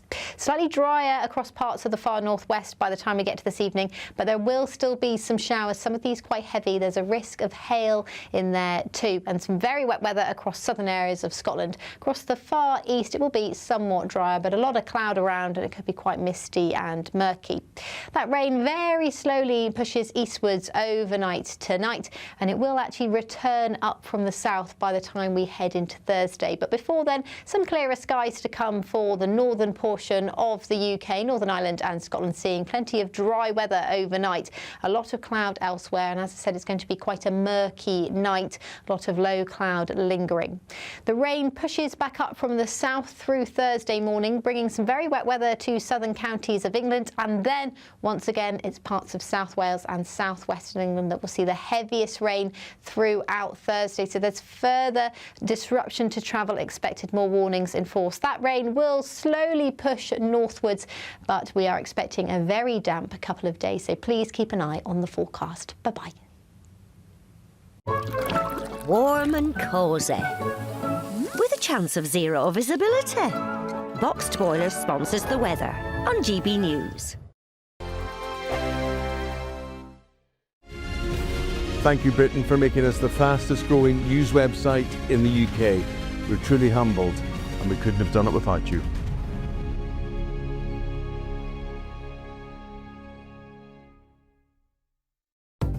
This is the latest AI travel news from gbnews.com. Motorists in Kirklees should note all lanes are closed on the M62 westbound between junctions 25 and 23 due to roadworks. In Trafford, the M56 eastbound exit slip at junction 5 for Manchester Airport has one of 2 lanes closed for emergency drains works. Leicestershire travellers will encounter planned maintenance on the M1 southbound at junction 21, with 2 lanes shut. In Warwickshire, The M40 southbound between M42 and Junction 15 faces roadworks with one lane closed. Emergency roadworks have caused a complete closure on the M20 eastbound entry slip at Junction 8 in Kent. For more travel news, go to gbnews.com. It's the big one. Your chance to win a whopping £85,000 in tax-free cash. The largest cash prize we've given away to date. That's like over £7,000 a month extra in your bank account each month for 12 whole months. That's a year of yes. Yes to holidays, yes to treats, yes to shopping trips, yes to home improvements. For another chance to win £85,000 cash, text cash to 63225. One entry costs £2.50 plus one standard network rate message. Or text bonus to 63225. 5 entries cost £5 plus one standard network rate message. Go to gbnews.com/win. Entries start at £2.50. Call 0903 686 3232. Calls cost £2.50 plus your network access charge. Or post your name and number to GB18 PO Box 8690 Derby DE1 9TT. UK only. Entrance must be 18 or over. Lines close at 4 p.m. on the 30th of January. Please check the closing time if listening or watching on demand. Good luck. Westminster's full of talk, but out here, it's the real world. Am I allowed to talk No, now? that's it. This is where it matters, real people and real lives. That's what politics is all about. The fact that Trump made a good start, no. Straight answers, no spin, and just a couple of pints. How many fingers have I got up? About 10. So join me for Lee Anderson's Real World every Friday at 7 p.m, only on GB News. The People's Channel, Britain's news channel. You want to know what's really going on in the corridors of power? Labour don't know what to do with you half the time, and that makes you quite lethal in the chamber. Get behind the headlines with Chopper's Political Podcast. Join me, Christopher Hope, as I sit down with the great and the good of British politics. We'll see where this ruling takes us. These are the stories shaping our nation. Chopper's Political Podcast, available now on all platforms. Listen in and stay ahead.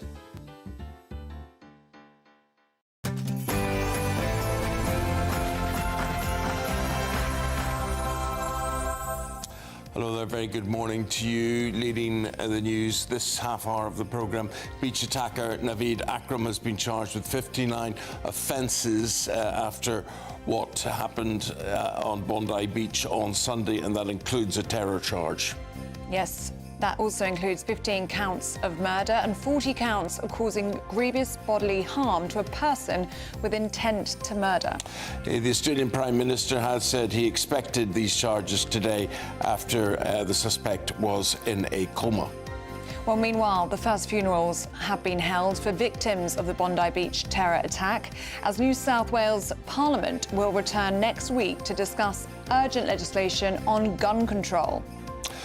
Doctors' strike has begun this morning, warning of disruption as the 5-day walkout, which will be the 14th in 2 years and has been branded as highly irresponsible by the Prime Minister. Breaking news this morning, inflation falls to 3.2%. That's the lowest in 8 months, increasing expectations of a cut to interest rates, which could happen tomorrow.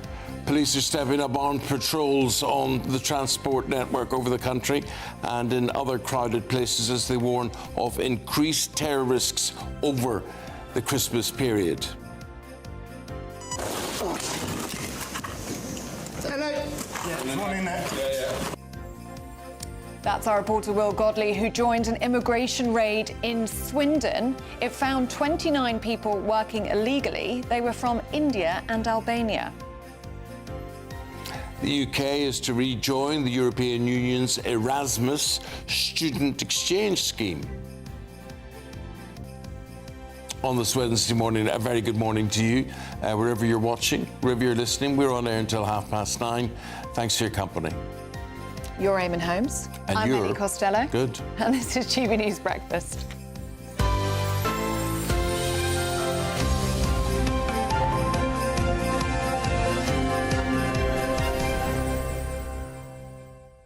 Well, let's start with the exclusive, shall we? Because GB News can reveal a fresh small boat surge is underway this morning, with hundreds of migrants attempting to cross the English Channel. Let's cross now to our Home and Security editor, Mark White. Morning to you, Mark. What can you tell us?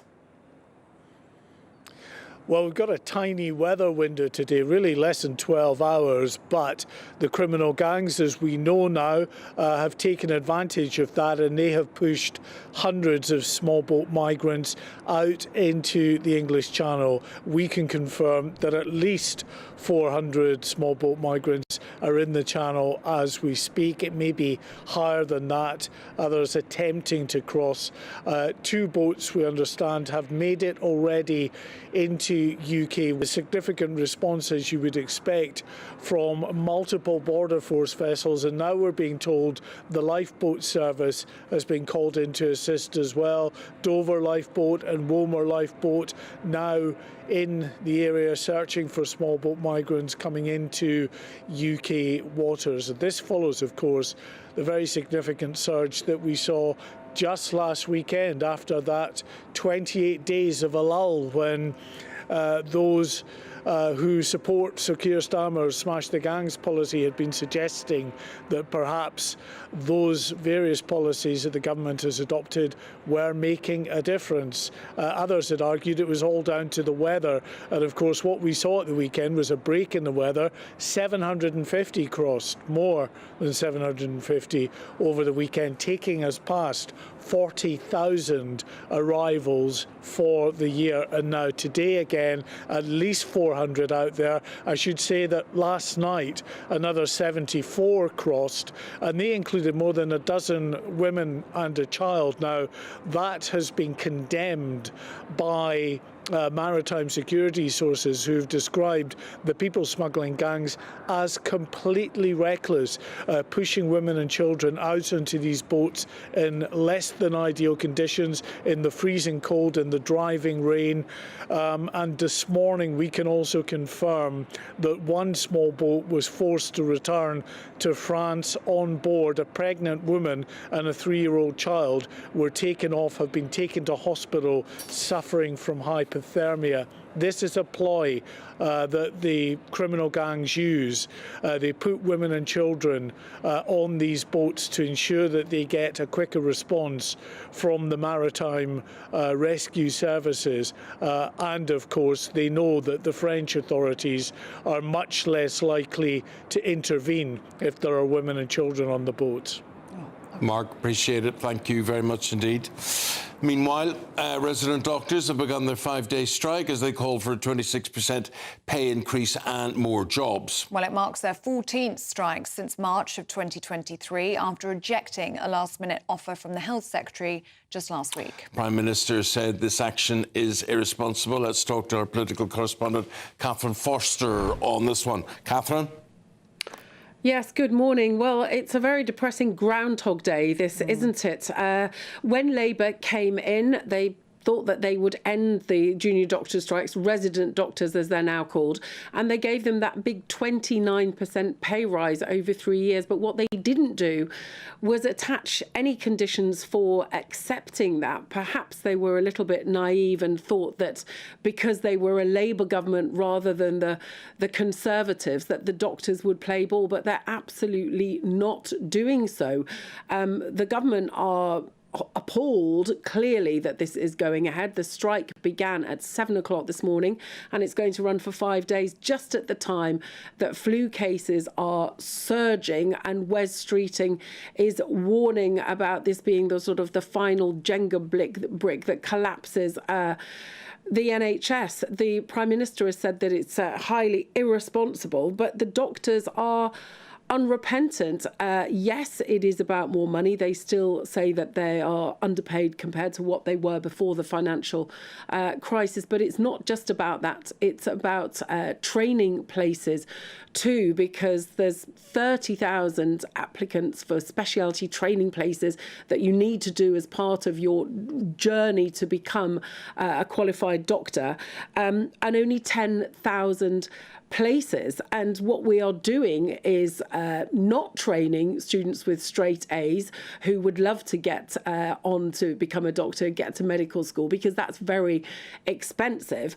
And then many of those that do succeed in getting on can't get these specialty training places.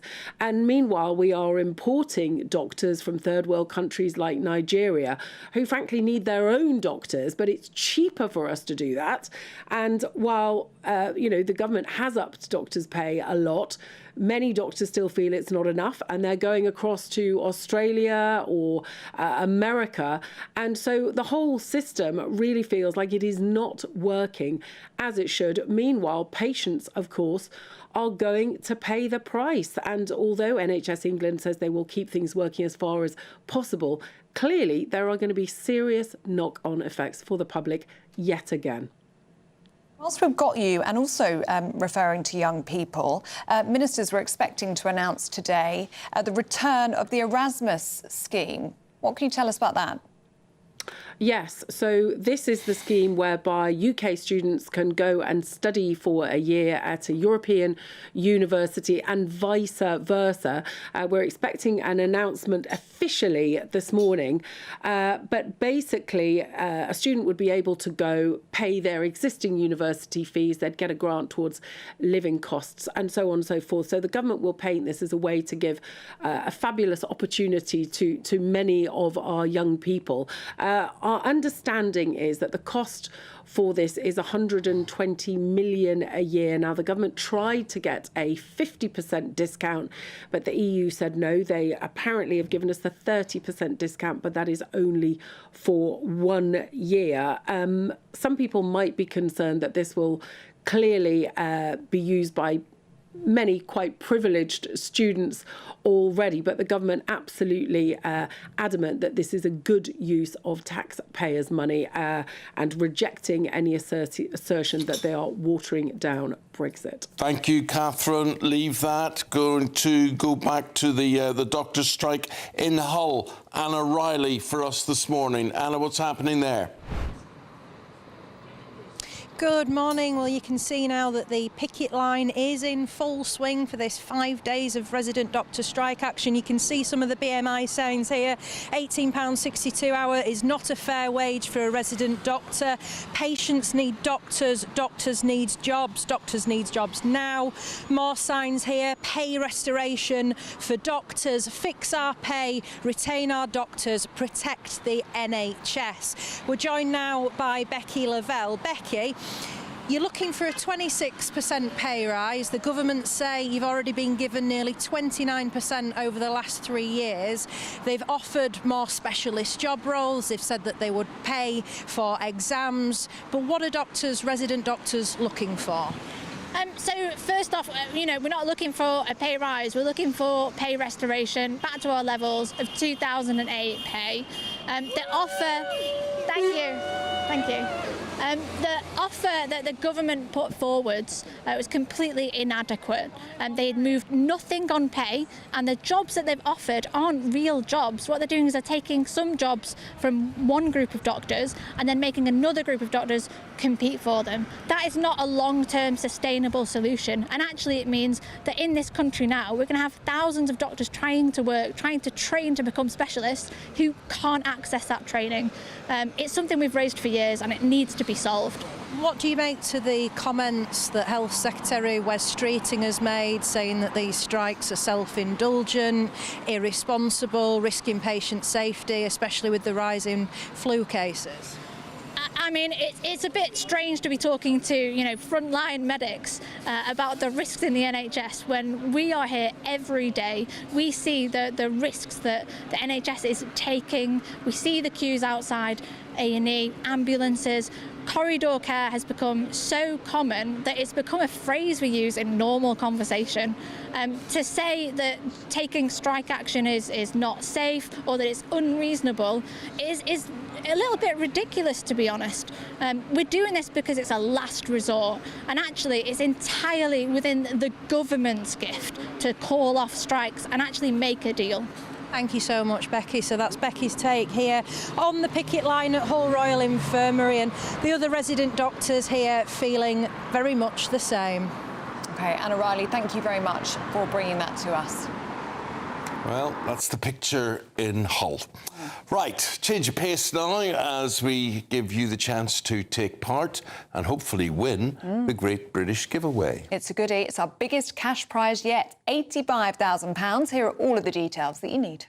We want to make the new year your best year yet, with a chance to win our greatest cash prize to date. A simply stunning £85,000 in tax-free cash could be yours. Cash to splash on anything you can dream of. Treat the family to that bucket list holiday you've always fancied. Get your dream car you've always wanted. Or just relax, safe in the knowledge that the coming year is on us. £85,000 is the biggest cash prize we've ever given away. It's totally tax-free, which means that every single penny of it will be yours. For another chance to win £85,000 cash, text cash to 63225. One entry costs £2.50 plus one standard network rate message. Or text bonus to 63225. 5 entries cost £5 plus one standard network rate message. Go to gbnews.com/win. Entries start at £2.50. Call 0903 686 3232. Calls cost £2.50 plus your network access charge. Or post your name and number to GB18 PO Box 8690 Derby DE1 9TT. UK only. Entrance must be 18 or over. Lines close at 4 p.m. on the 30th of January. The winner may be contacted live on GB News, week commencing the 9th of February 2026. Please check the closing time if listening or watching on demand. Good luck.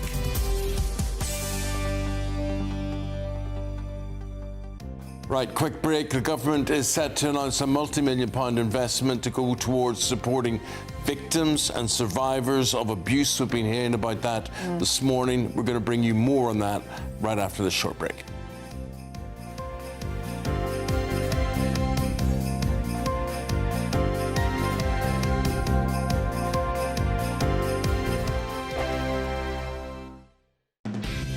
Decisions made in Washington aren't just shaping America, they're shaping Britain too. From migration to global security, from crime to health. Whatever happens in the White House today will be felt in your town or city tomorrow. That's why The Late Show is live from Washington, D.C. Cutting through the politics to show you what it all means for Britain. The Late Show live every night at midnight. Only on GB News, Britain's news channel. Bold. They are under no illusion. Ray, Are you a human trafficker? boundless. I've had enough of the nonsense, and I'm not afraid to say it. Don't get us on the BBC. Every weeknight, I tear through the headlines. The smell of gasoline. Should we be worried about it? From Westminster madness to cultural war chaos. What I'm going to do now, they are throwing things out the car as we speak. Get ready, Britain. Here we go. Patrick Christie's tonight, weeknights from 9 p.m, only on GB News, Britain's news channel. Hi, I'm Michelle Dewberry, and my show is your opportunity to cut through all the noise and dive in headfirst to some robust debates. Ideas clash. Situation, No, isn't it? no, Because the failure is... You're the failure is... deliberately avoiding my point. Nothing's held back, And if you think this is the end of it, wait for more. and we do not shy away from the difficult stuff. Sometimes I want to shake people and say, if only you understood. So join me on Jubes & Co. weeknights at 6 p.m, only on GB News, Britain's news channel. From the school run to the home run, watch a new show for all of Britain. So he can say whatever he wants. A straight-talking show where all voices are heard.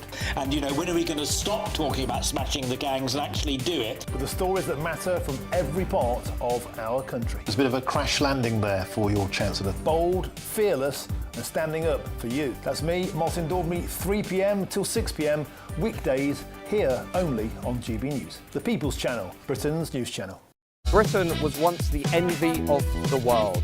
But look around. A nation that no longer knows what it is or where it's going. A country that's broken.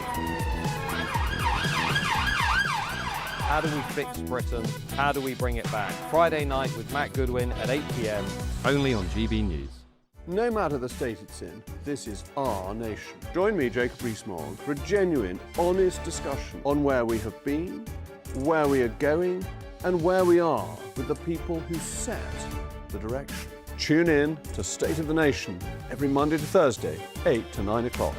Only on GB News. Britain deserves a newsroom that puts the facts and your voice first. Well, and that's what you get on GB News. Lively debates, lively conversation. And we're not afraid to hold power to account. and each other. So join me, Andrew Pierce. And me, Miriam Gates, for Britain's Newsroom, weekdays from 9:30 on GB News.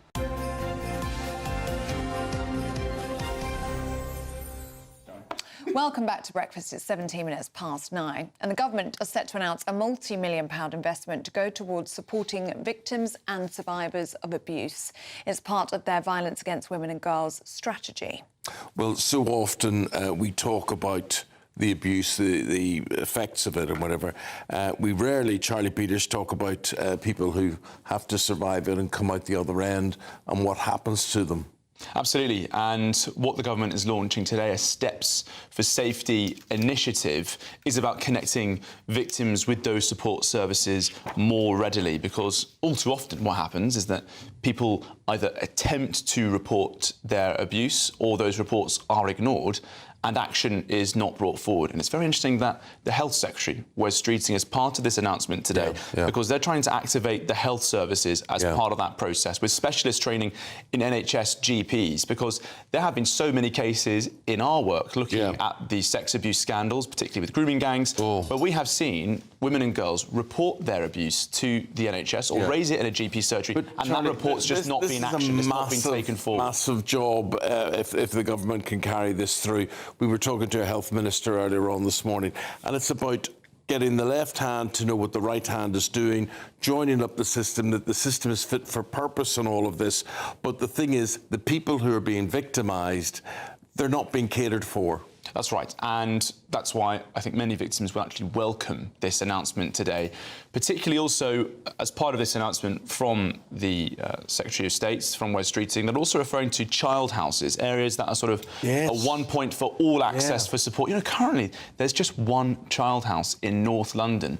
The rest of England doesn't have access to these support services. So the government's seen this as a model that could actually work. Well, it does. Yeah. It does work, and they're very keen to expand that. And I think actually having referrals through GPs will be interesting to see if it works, because expanding that training is going to be vital. There have been so many cases that we've seen where GPs have referred concerns and then the next stage has said no further action. And there's a whole multitude of reasons as to why that happens.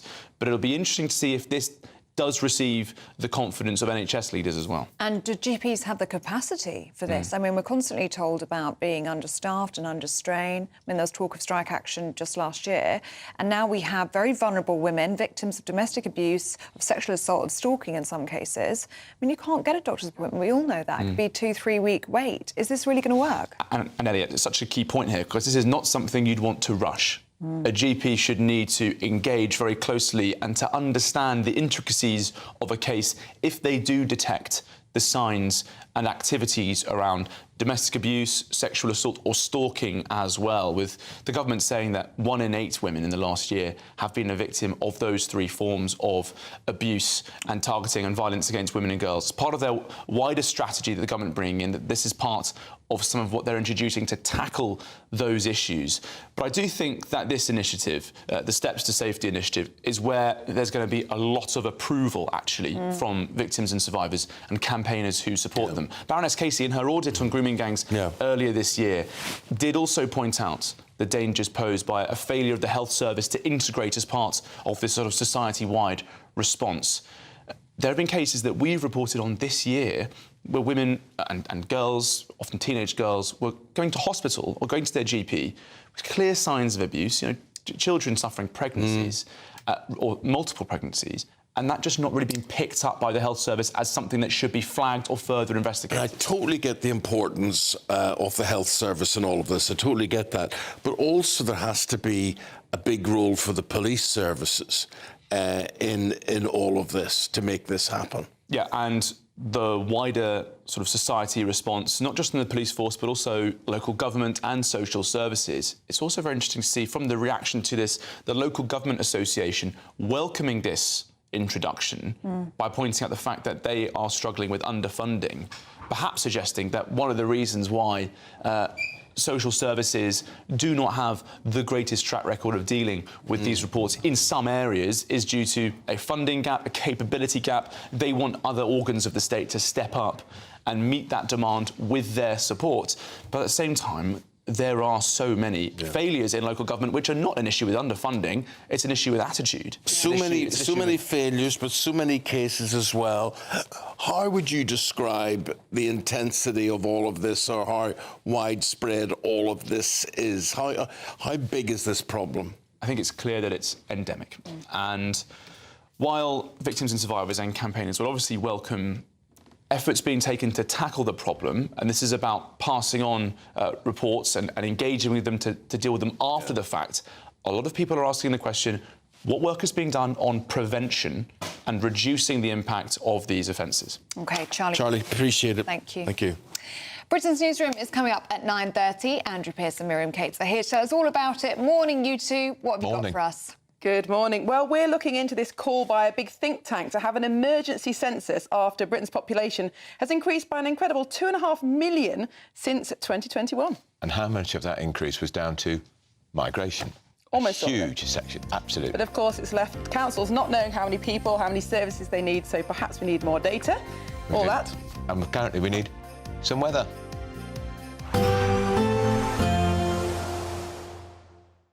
Expect warm spells with the odd rude interruption. Box Boilers sponsors the weather on GB News. Hello, good morning. Welcome to your latest GB News weather update brought to you from the Met Office. Heavy rain to come for many in the west today, with rain warnings in force and delays to travel expected. And across the east, there could be some disruption from fog this morning. A warning out across many central eastern areas of fog through the first part of this morning, but that will soon be replaced by cloud and rain as we head into this afternoon. The rain will turn particularly heavy across western areas, parts of Wales, northwest England, western Scotland, southwestern areas of England as well, seeing some very heavy rain. There could be some gusty winds around as well. A milder day on the whole, but very little in the way of sunshine to make the most of those milder temperatures. The rain continues into this evening. There's still a warning in force. We're likely to see quite a lot of water on the roads, particularly across parts of Cornwall and Devon, as well as South Wales, where we've seen a lot of rain over the past couple of weeks. Slightly drier across parts of the far northwest by the time we get to this evening, but there will still be some showers, some of these quite heavy. There's a risk of hail in there too, and some very wet weather across southern areas of Scotland. Across the far east, it will be somewhat drier, but a lot of cloud around, and it could be quite misty and murky.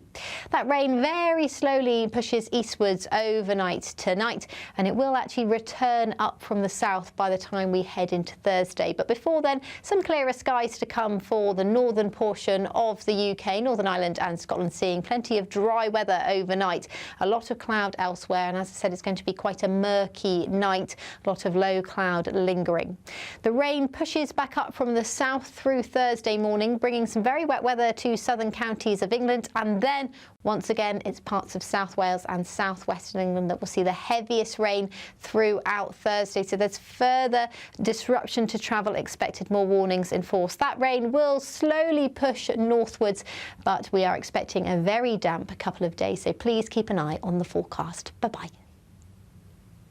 Expect warm spells with the odd rude interruption. Box Boilers sponsors the weather on GB News.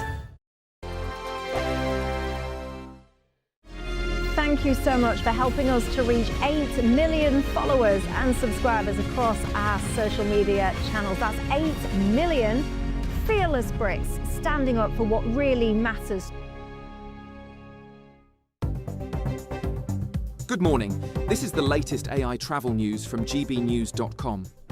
The A470 northbound at Nantgarv has off-slip congestion causing delays. In Salford, an incident on the M60 clockwise between junctions 11 and 12 leaves 2 lanes out, delaying traffic by 10 minutes. In Buckinghamshire, expect congestion on the A404 northbound between the A4155 and the M40. In Hampshire, there's a 30-minute delay on the M271 northbound due to congestion between the A35 and the M27. And on the trains, Avanti West Coast faces disruptions between Crewe and Runcorn. For more travel news, go to gbnews.com. This is GB News, Britain's news channel. Samantha, Jeffrey, thank you for your time tonight on The Late Show Live. Really appreciate it. This is a story that, amongst all the stories of wars and murders and crime and so on, at least it's given us a laugh, and at least the raccoon is okay. Just explain to us, if you can, Samantha, exactly what happened. Where was the raccoon found? Where is he now? Who found him, and so on? Yeah, so the store manager went to open up the ABC store here in Ashland, Virginia, and discovered a bunch of broken bottles in the back room. Upon further investigation, he was also located a raccoon that was passed out in one of the bathrooms. He had locked himself in the bathroom, and that's when the store manager called us to get him. So first things first, how on earth did he end up in the store? How did he get in there? So he fell through the ceiling. So he went through a ceiling tile and took out the wiring for the video camera as he was falling down. So we don't have a whole lot to go off of, just what the evidence that we encountered when we got to the scene of the crime. So he fell through the ceiling, and I guess he landed on, because there's pictures here we've got of bottles of, I think it's whiskey, just strewn all over the store. So he must have fallen through the ceiling onto the shelves, smashed all the bottles, and then I guess from there thought it was going to be a great idea to, what, lap up all the alcohol on the floor? I guess so. He just decided to have a party. And who found him? The store manager. What was their reaction? Have you spoken to them? What were their first sort of comments to you when I guess they called you to report the raccoon passed out in the bathroom, right? Yeah, they were a little bit distraught. They didn't know how to get him out. They obviously did not want to pick him up themselves. So that's why they called us for assistance. GB News, the People's Channel. All too often, people will be sitting at home watching a press conference live, and they'll hear loads of questions being asked, and they'll be thinking, that's not my question. That's not my concern. We don't care whose feathers we ruffle. We ask the questions that you want answering. You're all standing on the street protesting and wanted to have an open discussion. My name's Patrick Christie's. I do a show for GB News in the UK. Is it possible to talk to you quickly? Journalism in this country has been a cosy world full of groupthink until now. Well, this is the best view ever of Whitehall, looking out across all the tractor drivers of England who've come together to make their point. Hello, so as you can see, I'm here in Westminster as the protest begins. Yes, I'm very much in the thick of it. Look, we're challenging narratives here at GB News, and that's what sets us apart.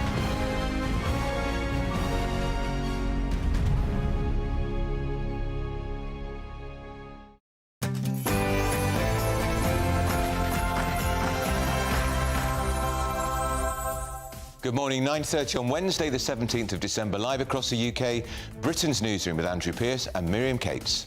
Well, there are urgent calls for an emergency census as mass migration overwhelms housing and public services. Is Britain bursting at the seams? And a fresh small boat surge is underway this morning. Hundreds more migrants are currently crossing the English Channel